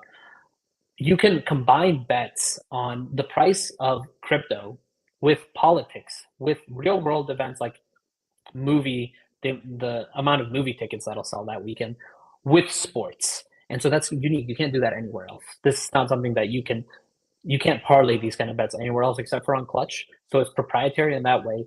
The fact that you get the parlay NFT for each bet you're placing is proprietary. The amount of rev share coming and the fact that it's derived from an NFT that ungates your ability to stake additional liquidity is proprietary.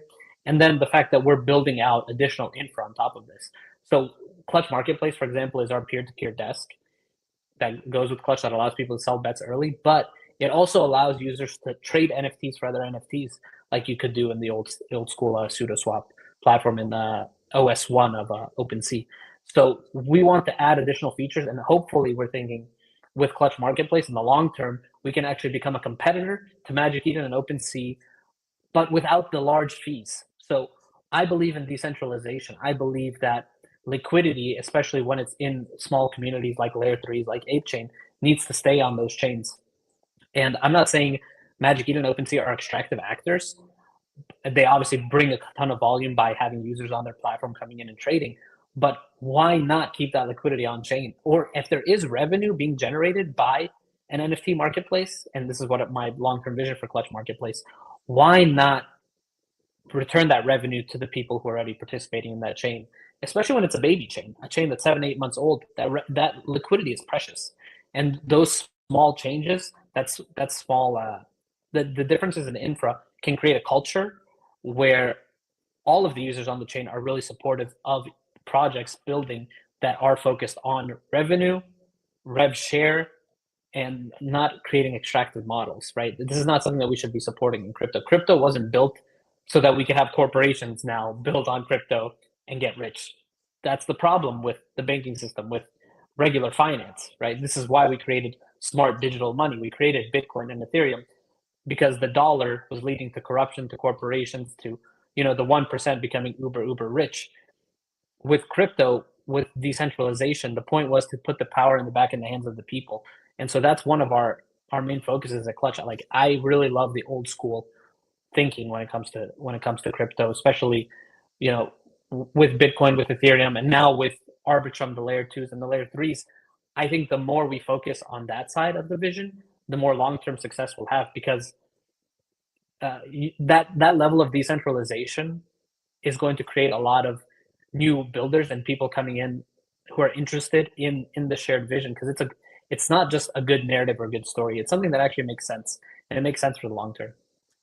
I have a tough question for you. Like, I love it. Double tap. I'm nodding ingredients. Love how you're building it.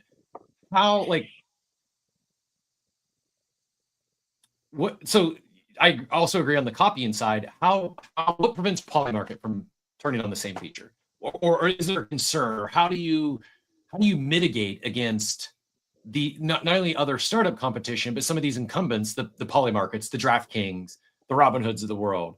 How do you differentiate yourself from these who have larger distribution, have a larger embedded base? Like, how do you insulate yourself from? The straightforward one would be from Polymarket saying, okay, now parlays are live on our site.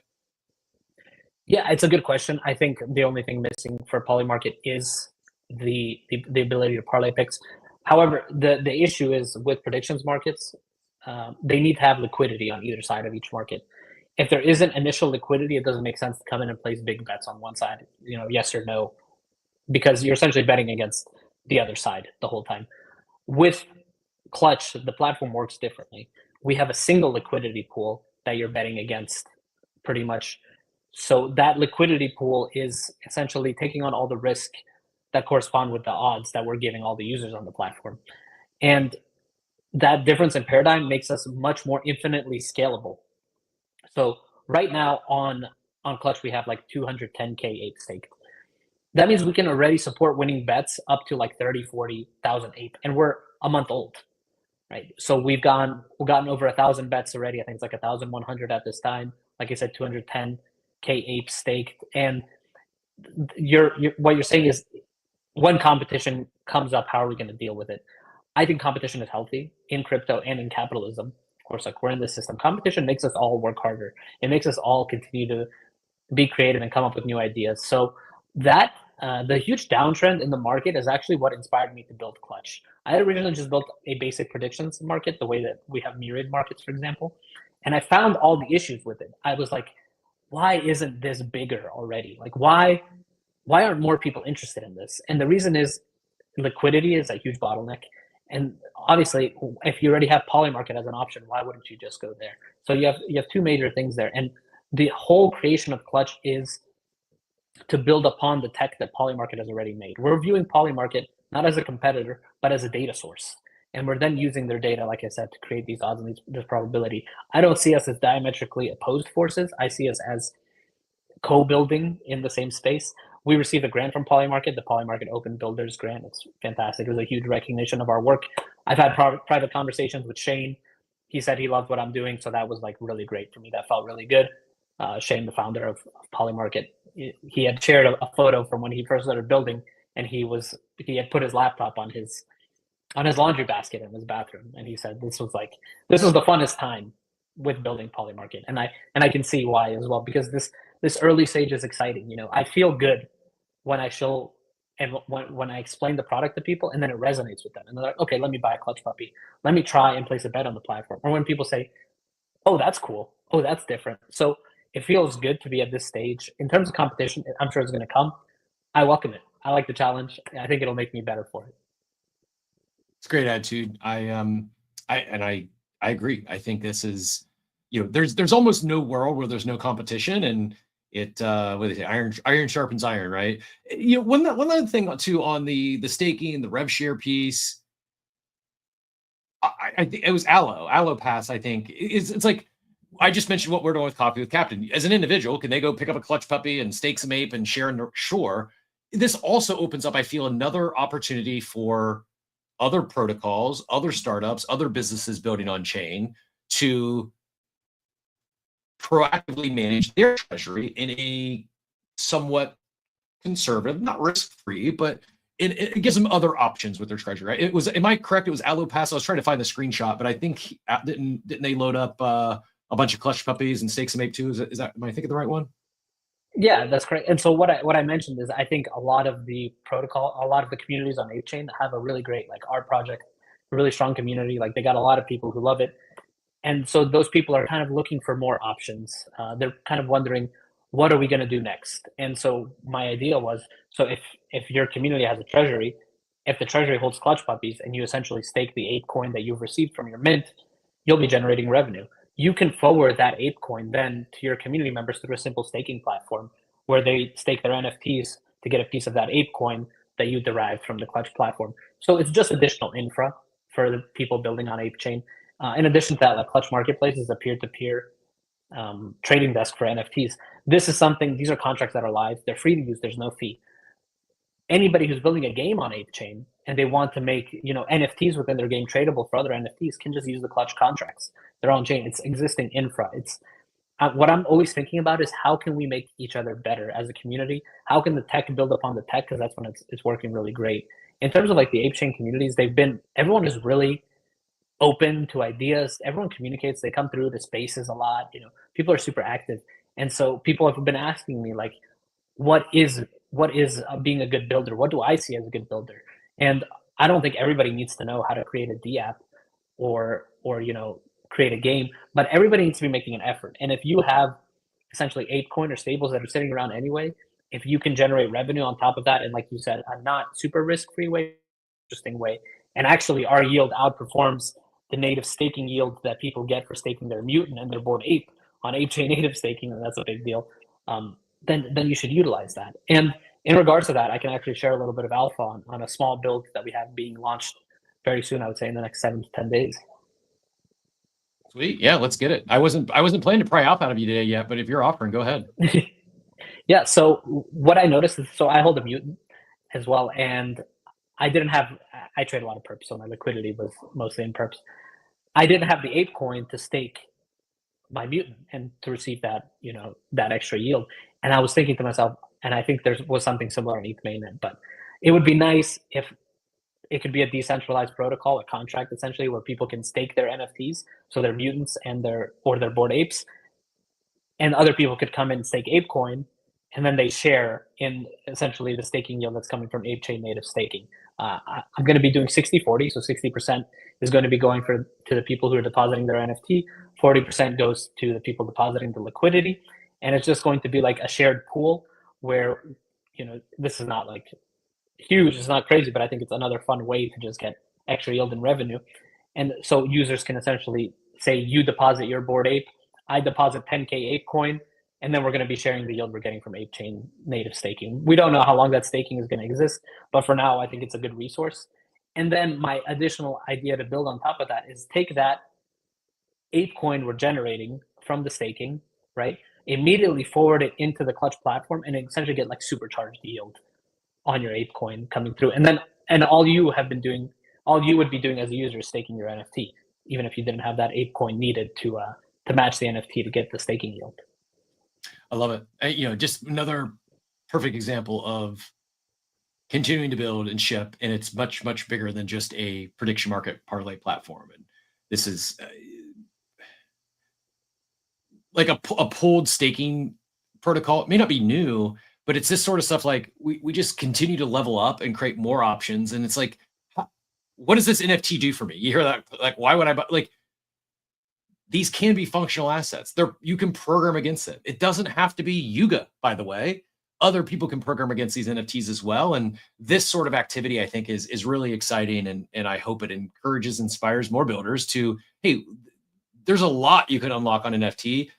You can buy it just for the art, or it can allow you to do things that you weren't able to do or you didn't have access to prior to that. And it's, access might be just getting into a party, or it might be getting access to tools that are valuable and can help in your trading, or maybe it's just passive by staking. Like, so yeah, salute again. Really appreciate all that you're doing. And I don't know if you sleep, because it feels like every other day we get a new update or a new feature ship. So really appreciate leading the way over there.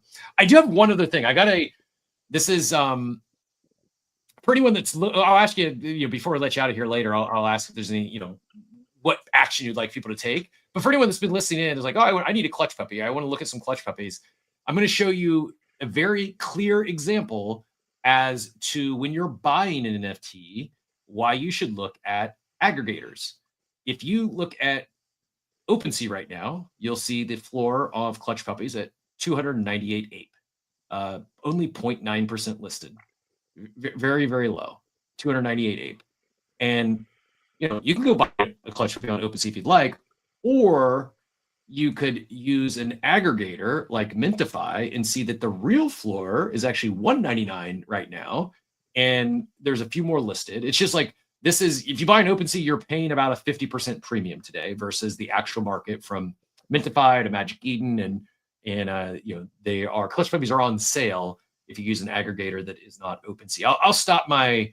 I'm not going to go off on an OpenSea farming rant today, but that's my. I don't know. Did I do the screen share there, or did I not pull it up?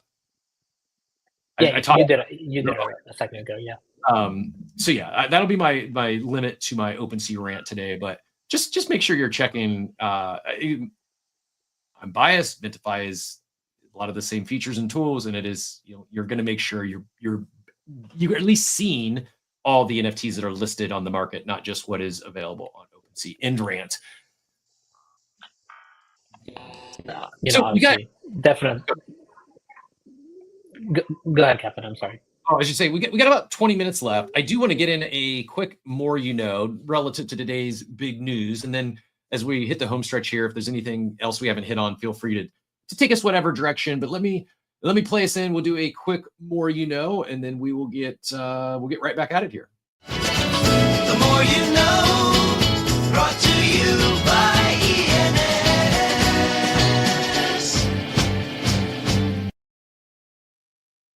This is the more brought to you by ENS. Head over to ens.domains to grab your ENS today. We're going to talk about Robinhood. This is the more Robinhood edition, the app that gamified Wall Street. Robinhood launched in 2015 with a mission to democratize finance for all, and it did by offering zero commission trades long before the other big brokers followed suit.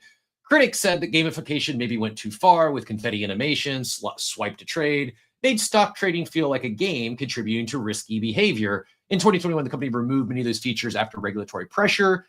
And then we had the meme stock madness. Robinhood was ground zero for GME, the GameStop short squeeze in January 2021. It famously halted buying of several meme stocks mid-surge, triggering public outrage, congressional hearings, and lawsuits. Robinhood would be the first major brokerage to attract millions of Gen Zs and millennial users. Over 50% of its user base is under the age of 35. How does Robinhood make money if it's for free? Well, Robinhood's biggest revenue source is payment for order flow. They route your trades to high-frequency trading firms who pay for the privilege. It's controversial, but it is still legal. The IPO went wild in 2021. It surged to $38 and then crashed. It took it a while to get back, but it has been booming this year. It's up. Let me just double check because I don't want to misquote. I'm pretty sure it's up triple digits on the year. It is currently trading at $87. Yes, it's up 122% year to date. And I've been back to my in real life pickers thread. I was the one who was beating the Coinbase IPO drum. Many of them got in, and we finally got back. Some of them sold for maybe they made some money on it, but it was down for a while. I think Coinbase is now back above its IPO levels, and I've been beating the drum. If you're in coin, maybe consider rotating some of that to Robinhood because it feels like almost like the Solana ETH or the ETH to Solana trade. The up and comer here, I think they're, especially on today's news goes well. I think they might. I think they might take some more share from Coinbase would be my guess. But Robinhood also let users trade crypto. At one point, it was the top 5 holders of Dogecoin simply from what users bought on the platform. And the name, if you weren't familiar, was chosen to reflect the idea of taking power from Wall Street elites to giving it to everyday investors. But some say the irony hit hard when it blocked meme stock trading.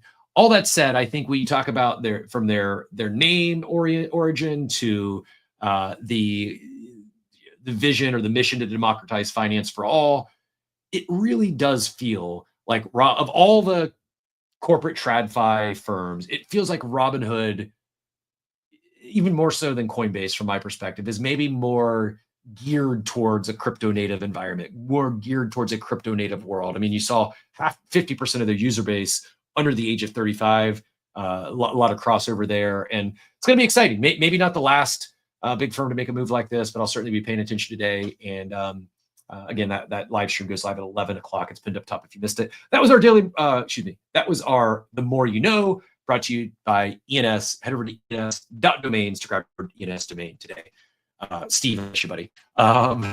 So that said, we got 15, 20 minutes left here.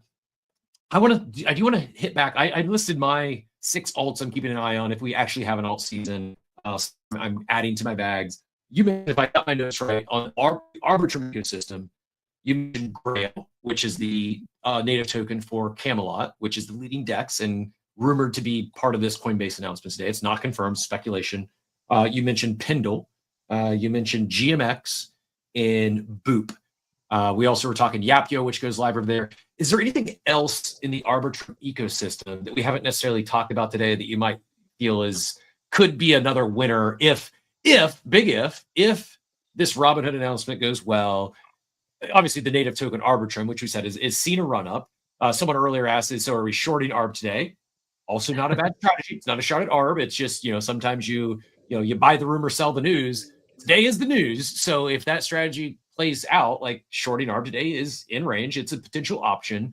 But forgetting ARB, the actual ARB token for a second, anything other than Pendle, Grail, GMX, and Boop that you would recommend checking out if someone's looking to explore Arbitrum deeper? Yeah, of course. So I think there's a lot of native tokens that correspond to the layer 3s. DMT is a project as well that their market cap got up to about 100. I mean, their token price got up to about $140, $150. I think it's like $6 now. No brainer for putting in a couple $100 as a flyer. They're like an indie team and they're trying to build, a game as well. And they have an NFT collection as well that corresponds with their game. You can stake the token, and the team is cool. They're good folks. I've met them in real life. So that's DMT. I think that's an interesting one to look at.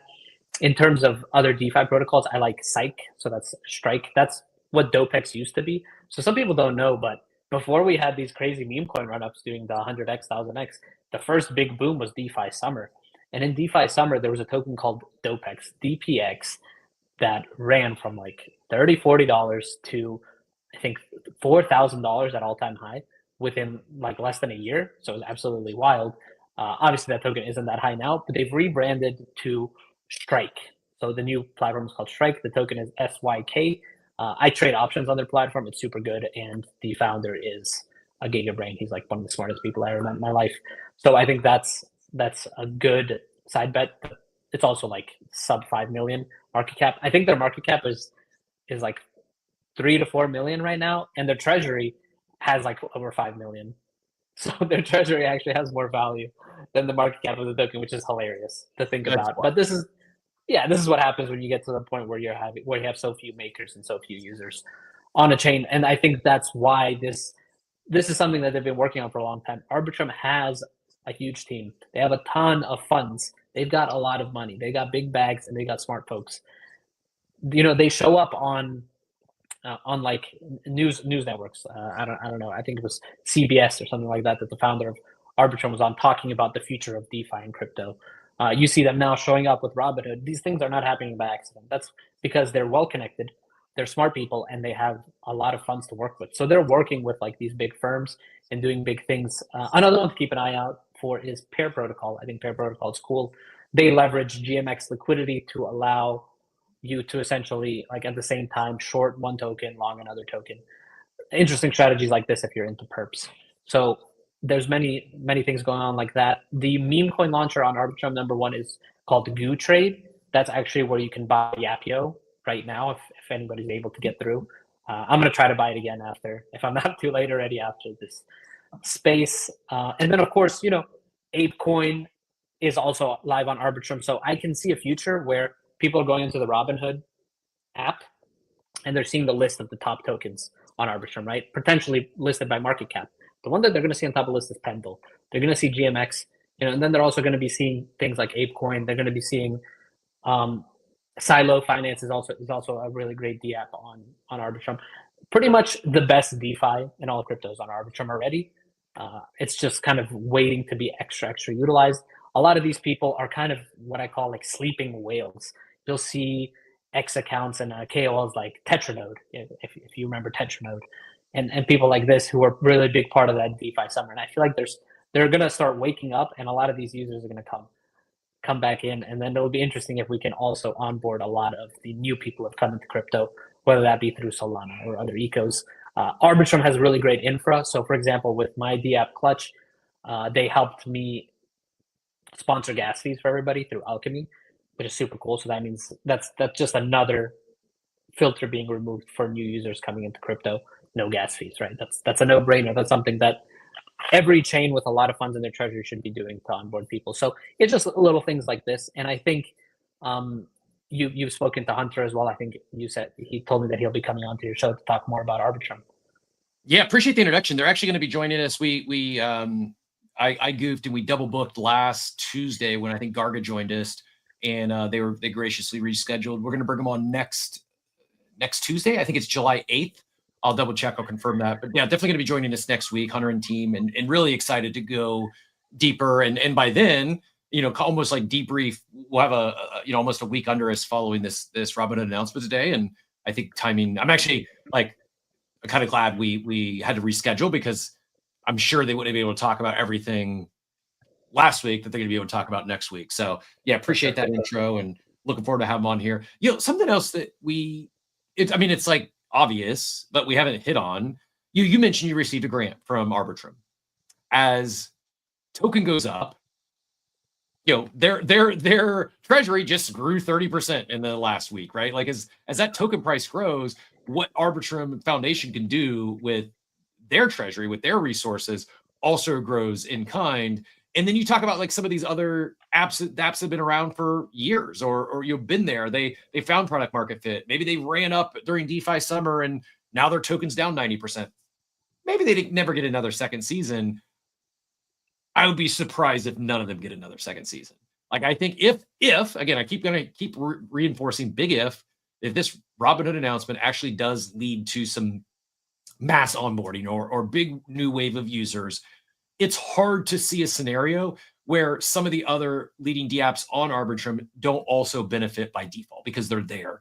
You mentioned how liquidity is important, attention's important. It's getting easier and easier. Like you shared your horror story of bridging on and off Arbitrum when you first started. I did the same thing when I went to Polygon, and then I came off, and I was like a week later, I still had my funds, and I did what you're not supposed to do. I got on a Google Meet with two people who claimed to be on the Polygon team, and I did a screen share. Don't do this. I was dumb and naive. Unfortunately, they actually were on the Polygon team, and they didn't steal my funds or take my seed phrase. But yeah, I was freaking out because it was like, not even exaggeration. It was a 7-day bridge, and I just thought my ETH was gone. That doesn't have like that. I mean, it shouldn't happen anymore. Like it's just gotten so much easier to use. So it's not as important maybe where liquidity is, or it's not as hard to move funds around, but we're all still, by nature, at least me, I'll describe myself, I'm much more likely to explore a chain, to explore an ecosystem if I have funds on it, than if something new comes up, or if I hear about something, even though it's way easier to bridge funds over today than what it was a few years ago. It is still, calling it a barrier isn't probably fair, but there's still a little bit of friction there. And I think you mentioned, like, your motive to starting, this shared pool for ApeCoin staking was, you experienced a little pain point. Could have you moved liquidity around and freed up something to fully stake your mutant? Yeah, you could have. But there's a little bit of friction there, right? Friction and or opportunity cost. And I think as you start seeing, it's why I think we're seeing some of the hypeos and some of the NFTs on Hyperliquid run, because there's a lot of liquidity there. There's a lot of attention there. I think we're starting to see some of that same momentum be built with Mega ETH. And I do believe that this very well could be a moment for Arbitrum where it not only is good for them, but I think it could breathe life into a second wind into a lot of these DApps that have great product. They found product market fit. It's just attention moves quickly. It's fleeting here, and it's very competitive. Like there's you can incentivize, you can do vampire attacks. At the end of the day, it's being closer to where the liquidity naturally is a big benefit in this space. And so, yeah, I remain bullish. I am, I've not made any of these moves. I don't hold any grail yet. By the way, Yapyo looks like per Mato in the abstract chat said it sold out in seconds. I'll be keeping eyes on that today. I may not make any moves. If I do, I may see if it runs really up. I may look to enter short because I don't know what they're building yet. But it's just momentum is building. It's undeniable. Momentum is building in the ecosystem, and so I want to look at things like Grail. Like, to me, that is just, it could go down from here, but it's nowhere near its all-time high. And Arbitrum, there's a scenario where Arbitrum, the ecosystem, it reaches its all-time high in terms of liquidity, in terms of potentially native token price. And in that scenario, it's hard for me to see the leading DEX not number go up. And it's not just speculating number go up. Like, I think, am I correct? Like you said, they have a rev-share component as well. Is that right? Yeah, and they've done, I think they just passed 60 billion in total volume. Crazy numbers. And it's really important, of course, also who the founder is, who the person is. Iron Boots is a transparent person. They host events at conferences. I met him in real life. During one of the conferences, he wore like a knight's helmet, because they're Camelot or whatever while they were talking. So he's a fun person. He's a young, ambitious person, and I'm super bullish on their whole team. Their BD is also a Clutch Puppies holder. He's a fantastic person, Danny. And when I see teams like that, and I know that these are folks that are like disciplined, creative, and they work together well, I know that they're going to win long term, especially with the right conditions. I think in a lot of ways, a lot of these dApps on Arbitrum are kind of like a top level boxer, a top level MMA fighter who just hasn't really had a chance to get in a fight for like a couple of years. So they've just been hitting the gym for a long time. And so all of these products, even with a limited amount of users, have been improving their dApps. And this is what we do with Clutch too. We're just always trying to get better. We're like, there must be something wrong. Why aren't we getting more users? So we just keep improving our product. And then we're going to get to the point where chain abstraction is going to become so powerful. Liquidity is going to become so fluid between chains. It's no longer going to matter what chain you build your product on. Instead, the best products are just going to win. And when that time comes, I'm telling you guys, Arbitrum DeFi products are going to run up the score. They're going to kick ass. Not to say that there isn't good products across all other chains. There's fantastic products. Everyone's doing super creative stuff. but there's a lot of gold here that's currently valued at the price of like iron, and so it'll be interesting to see. Of course, Captain, I did want to touch, if we still have time, on what we're doing with Clutch and Billy Bets, because Billy is one of your top 6, and I know Bunchu is often on the show and in the audience. So with Clutch, we're actually going to be integrating Billy Bets into our platform, so you'll be able to talk to Billy directly and help get those top picks, so you can make those picks directly on the platform. Which is a good friend of mine. I talked to him on Friday. This is my first time hearing this, so like, yeah, it's exciting. I don't know. Maybe it was supposed to be a secret. I didn't get that memo, but yeah, we're doing that, and then they're going to be integrating Clutch on their side, so people can place parlays on the Clutch platform. The Billy Bets platform. So it's a symbiotic relationship. They're going to be bringing more volume and users to us. We're going to bring more volume and users to them. We're going to win together, and we're going to build this ultra cutting edge, gamblified product in crypto. I'm super excited for that integration. Shout out to the Billy Bets team. They're on top of things, man. When we spoke, they're ready to get everything cooking. What we're doing right now is we're actually working to make Clutch playable directly through Telegram. So on Telegram, a bot will show you your options and you'll be able to place bets. That same API, essentially that feed you're getting there, is going to be redirected to be used by Billy Bet. So as soon as we get that completed, they're going to be integrating, and then we'll be integrating, like we said, Billy into our platform. So super excited for that collaboration. I think that's one of the most bullish things we have going on ApeChain, especially because, look, now we're really cross-pollinating. Billy Bets is a product and a protocol from Solana. They've had a ton of users still using it, and a ton of users pass through. They're immediately going to be exposed to an ApeChain product, and so that's really good for a layer 3 like ApeChain that's battling to constantly maintain liquidity levels and revenue as well as volume across the NFT. So I think these kind of collaborations, if I'm doing this, if we can get 20, 30 more builders doing the same thing, then we get to the point where we're building elite chains that can compete with the leading L2s and L1s with lower gas prices. So, that's the long-term goal. And I think this is something like Garga touched on, what's going to happen 10, 20 years down the line. And that being said, I think ApeCoin is a super undervalued asset. It went from being a governance token, which would lead to nothing but pretty much extraction and corruption, to a utility token, a GameFi token within the other side, a utility token with all these great dApps on the chain. It just became an infinitely better investment. So super excited for that. Love it. No, I appreciate you sharing. I couldn't agree more. And I said I wouldn't put words in your mouth earlier, but I'm going to do it again. When I asked you, like, how do you insulate yourself from Polymarket coming in and spinning up the same thing? I believe the answer is doing exactly what you're doing. It's working with other builders in this space. These collaborations, you're going to be able to move faster. You're more nimble. You're going to be able to evolve quicker. And this concept of building in public, building with your community. Anyone who's using Billy now and using Clutch now, like they're going to probably start using the other product if they haven't already. Speaking for myself now, Polymarket could launch the exact same thing. I'm not going to Polymarket because you've won me over. Like, I'm a brand ambassador. I don't have a paid sponsorship with Billy. I like the product. I use it. It works.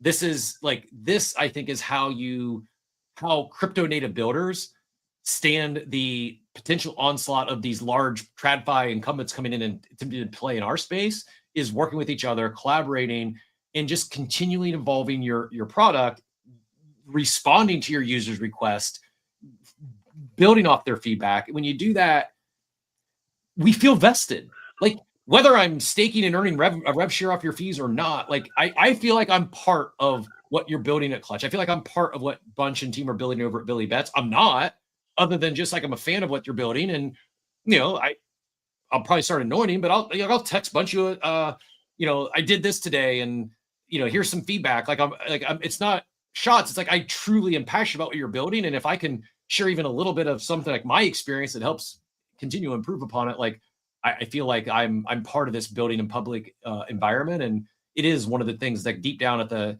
root of what got me so excited about crypto and Web3. When I went in the rabbit hole and didn't come out, it's exactly this. It's this type of entrepreneurship environment and surrounding yourself with other like-minded individuals that have similar visions and goals. And like, it is the example of in my opinion, of like 1 + 1 = 3.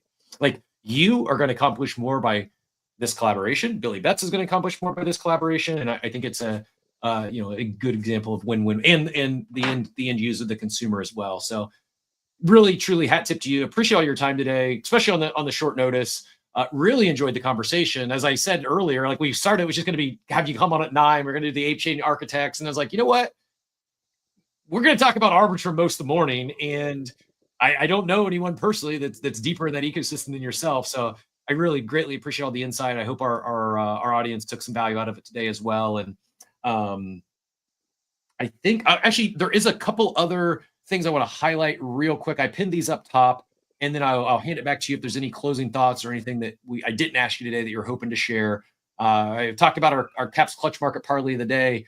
I will be sharing that around 5:36 tonight. It's a night game. It's a full slate starting, I think, 6:45. So I'll probably hit all my bets in around 6 o'clock. I want to get that as close to first pitch as possible. We also had some other news today, thanks to, I think it was Mayhem who shared this in the war room. Kraken announced Wall Street officially on chain. X stocks are now live on Kraken. 60 US equities tokenized and tradable 24/5. That's interesting. I don't understand why they're not allowing trading on the weekends. Why only, as I'm interpreting that, you can trade 24 hours a day during the week. Not sure why they would turn it off during the weekend, but more on that later. It says, we're not waiting for the future. We're building it. Not available in the US or the US persons restrictions apply. So it's still early, but I do believe, assuming the regulatory environment continues to embrace crypto, I think it's probably a matter of time before this comes live in the States. Any thoughts on trading stocks on chain? Yeah, I mean, I think it's obviously another onboarding mechanism. It'll be great to get more users who are already into stocks trading crypto, because I think they're not too different in a lot of ways. Especially once we get to cryptos that generate utility, that's not too different than, the way that people get dividends from their stocks. I think there's like a lot of similarities there, and I think there's a lot of, if we can onboard even 10% of the people trading stocks into crypto, we're going to see massive success across all the good projects and all the good macros. So yeah, I'm bullish on it. Kraken, I think, is doing great things. One of my close friends who lives nearby works for Kraken, and yeah, they're always also on the cutting edge. For me, I think the things they're doing is also reactive to what Robinhood's doing, and vice versa. I think a lot of these platforms are trying to lead the way, especially with this new regulatory environment that we have with the new SEC. It's absolutely huge. It's absolutely huge for crypto, and it's huge for these companies. They're going to be able to get a lot more aggressive in the way that they market crypto as well. And that's a really big deal, because, wouldn't we love to see a commercial where we have coffee with Captain coming up live on the TV, and it's going to be highlighting, the best crypto performance of the day and things like this. There's certain things that you can't do and haven't been able to do that it seems like soon we'll all be able to do. And that's going to make everything better for all of us. We're all just our bags are just going to increase when we have more makers, when we have more liquidity providers and more users. So all of this stuff is net bullish for me. I'm excited to see how it looks specifically. And I think the tokenization of stocks is obviously, it's a no-brainer. Yeah, I agree. It seems like tailwind after tailwind after tailwind, and I can't think of I guess the best time to be here would have been like buying Bitcoin in 2012, but since I've been active in crypto and Web3, like 2021 was just, it was absolute mania. If you weren't here, I can't even explain it. It was early. We I thought where we are today, I thought was going to happen in 22, 23. There was a lot of regulatory headwinds. Those have went away, and it just feels like the future I envisioned when I went down this rabbit hole, it does feel like it's happening right before our eyes. So exciting time to be here. Last thing on the day, and then I'll hand it back to you for one last question. There's a post I pinned up top from Pawns. Here's how the grind the coin launch will play out today. It does launch at 11 a.m. Eastern on Gatekeep. Claims open shortly after for the grind bonds. Timeline will be full of three things: people loving the launch, people laughing at the initial claims amount, people who we've never seen before, mad because they didn't claim their Discord role. That's me. I did not claim a Discord role. So I definitely dropped the ball here. I could have got pre-sale as well. I don't know. No excuses. I just wasn't, just too busy. Didn't pay attention to the right things. I think this is going to be, I don't know where it's going to land. I think pre-salers probably do well, just like pre-salers on Yapio do well. get it and vote on that poll I pinned up top. I'm curious what you think is going to be better play a week from now, because I may trade both these today. If they run up, I may short. If they get a big sell-off, I may look to long. Like, I don't know exactly. I'm going to see how I feel, but they have attention. I think there's going to be volume, and I might dab a little bit in the trading streets today to trade some of these hot launches. But before I let you go, I again really appreciate your time. I know we ran the gamut from Clutch Market to Arbitrum and equities on chain. Is there anything I didn't ask you today, or anything that you were hoping to share with our audience before I let you get out of here? Nothing specifically. I just want to say thank you for giving voice to builders like myself, and giving me the opportunity to get on the space.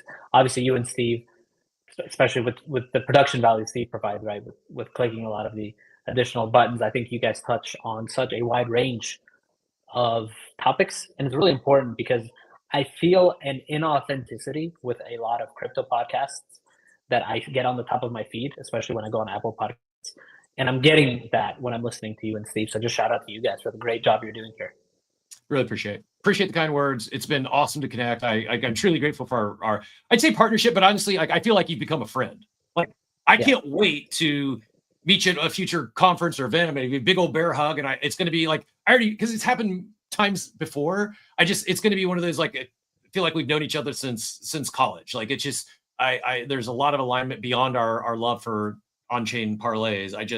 I'm grateful that we've connected. Appreciate all your support, and right back at you, all the kind words. This is why Coffee with Captain exists, is we love the space. We like talking about what's happening. And speaking for Steve, we really are grateful that we have the opportunity to speak with builders like yourself who are really pushing the space forward. And it's refreshing when we went through a period of, it just seemed like all anyone wanted to talk about was, the meme of the day, the runner of the day. Nothing wrong with that. It's just, there's just nothing there, right? It's just number go up. It's just trading. It's just gambling. It's just hyper speculation. There's nothing really, in most of them, there's nothing really being built to where now it does feel like we're getting back into a builder era, and things move forward, right? It ebbs and flows. And I'm sure we'll get into another, whether it's memes or NFTs or brand coins, there'll be another extremely hyper speculative mania at some point, hopefully soon. But it's these periods of like when you really can identify who's building relentlessly, the consistency, and really appreciate your time, all the kind words. Speaking of hosting those builders, Steve shared a video clip from our interview with Pawns last week. I pinned that up top if you missed that.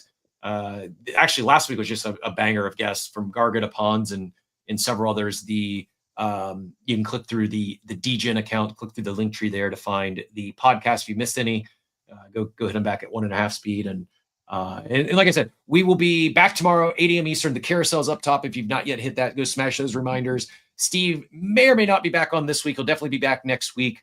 Just enjoying some family time and a little out of pocket this week. But good luck to everyone today, whether you're claiming or trading Grind or Yapio, or going to be tuning into this Robinhood announcement at 11 here. I certainly be paying attention to that live stream, and exciting. Like, I genuinely mean it's a really exciting time to be here. And SimpleFarmer, it's builders like yourself that add to that excitement and inspiration. And I just, this like, talk to people like yourself. It's what I love most about this space. So truly grateful for you. Appreciate all you do. And we will continue to root and support for Clutch Markets, for not only our Clutch Market, our Caps Clutch Market parlay today, but well beyond that. I really am grateful for all that you do for the space, and grateful for everyone who tuned in today. Appreciate all the love in the chats. Appreciate everyone who shouted us out over on Abstract or YouTube or on the X video feed. Mato, appreciate the update on the Yapio sellout. Appreciate all the kind words over there, and looking forward to a fun, exciting week. It really feels like momentum is heating up. Whatever the market's going to do on the major side, I don't know. But and I don't know if we're going to get that alt season, but I do know we're seeing a lot of movement in news, announcements, builders, and that is exciting. Always something to trade, always some opportunity. And when there's other new fun things being shipped and built, it makes it even more exciting to talk about, regardless of which way the market goes. But thanks again for your time today, everyone. I appreciate it. As my buddy Steve would say, we hope you all have a wonderful, wonderful day, everyone. Thanks for tuning into Coffee with Captain, powered by ApeCoin. We hope you enjoyed the show, and remember, nothing we discussed today is financial advice. Until next time, keep exploring, stay curious, and we'll see you soon. Have a great day. Welcome to the future.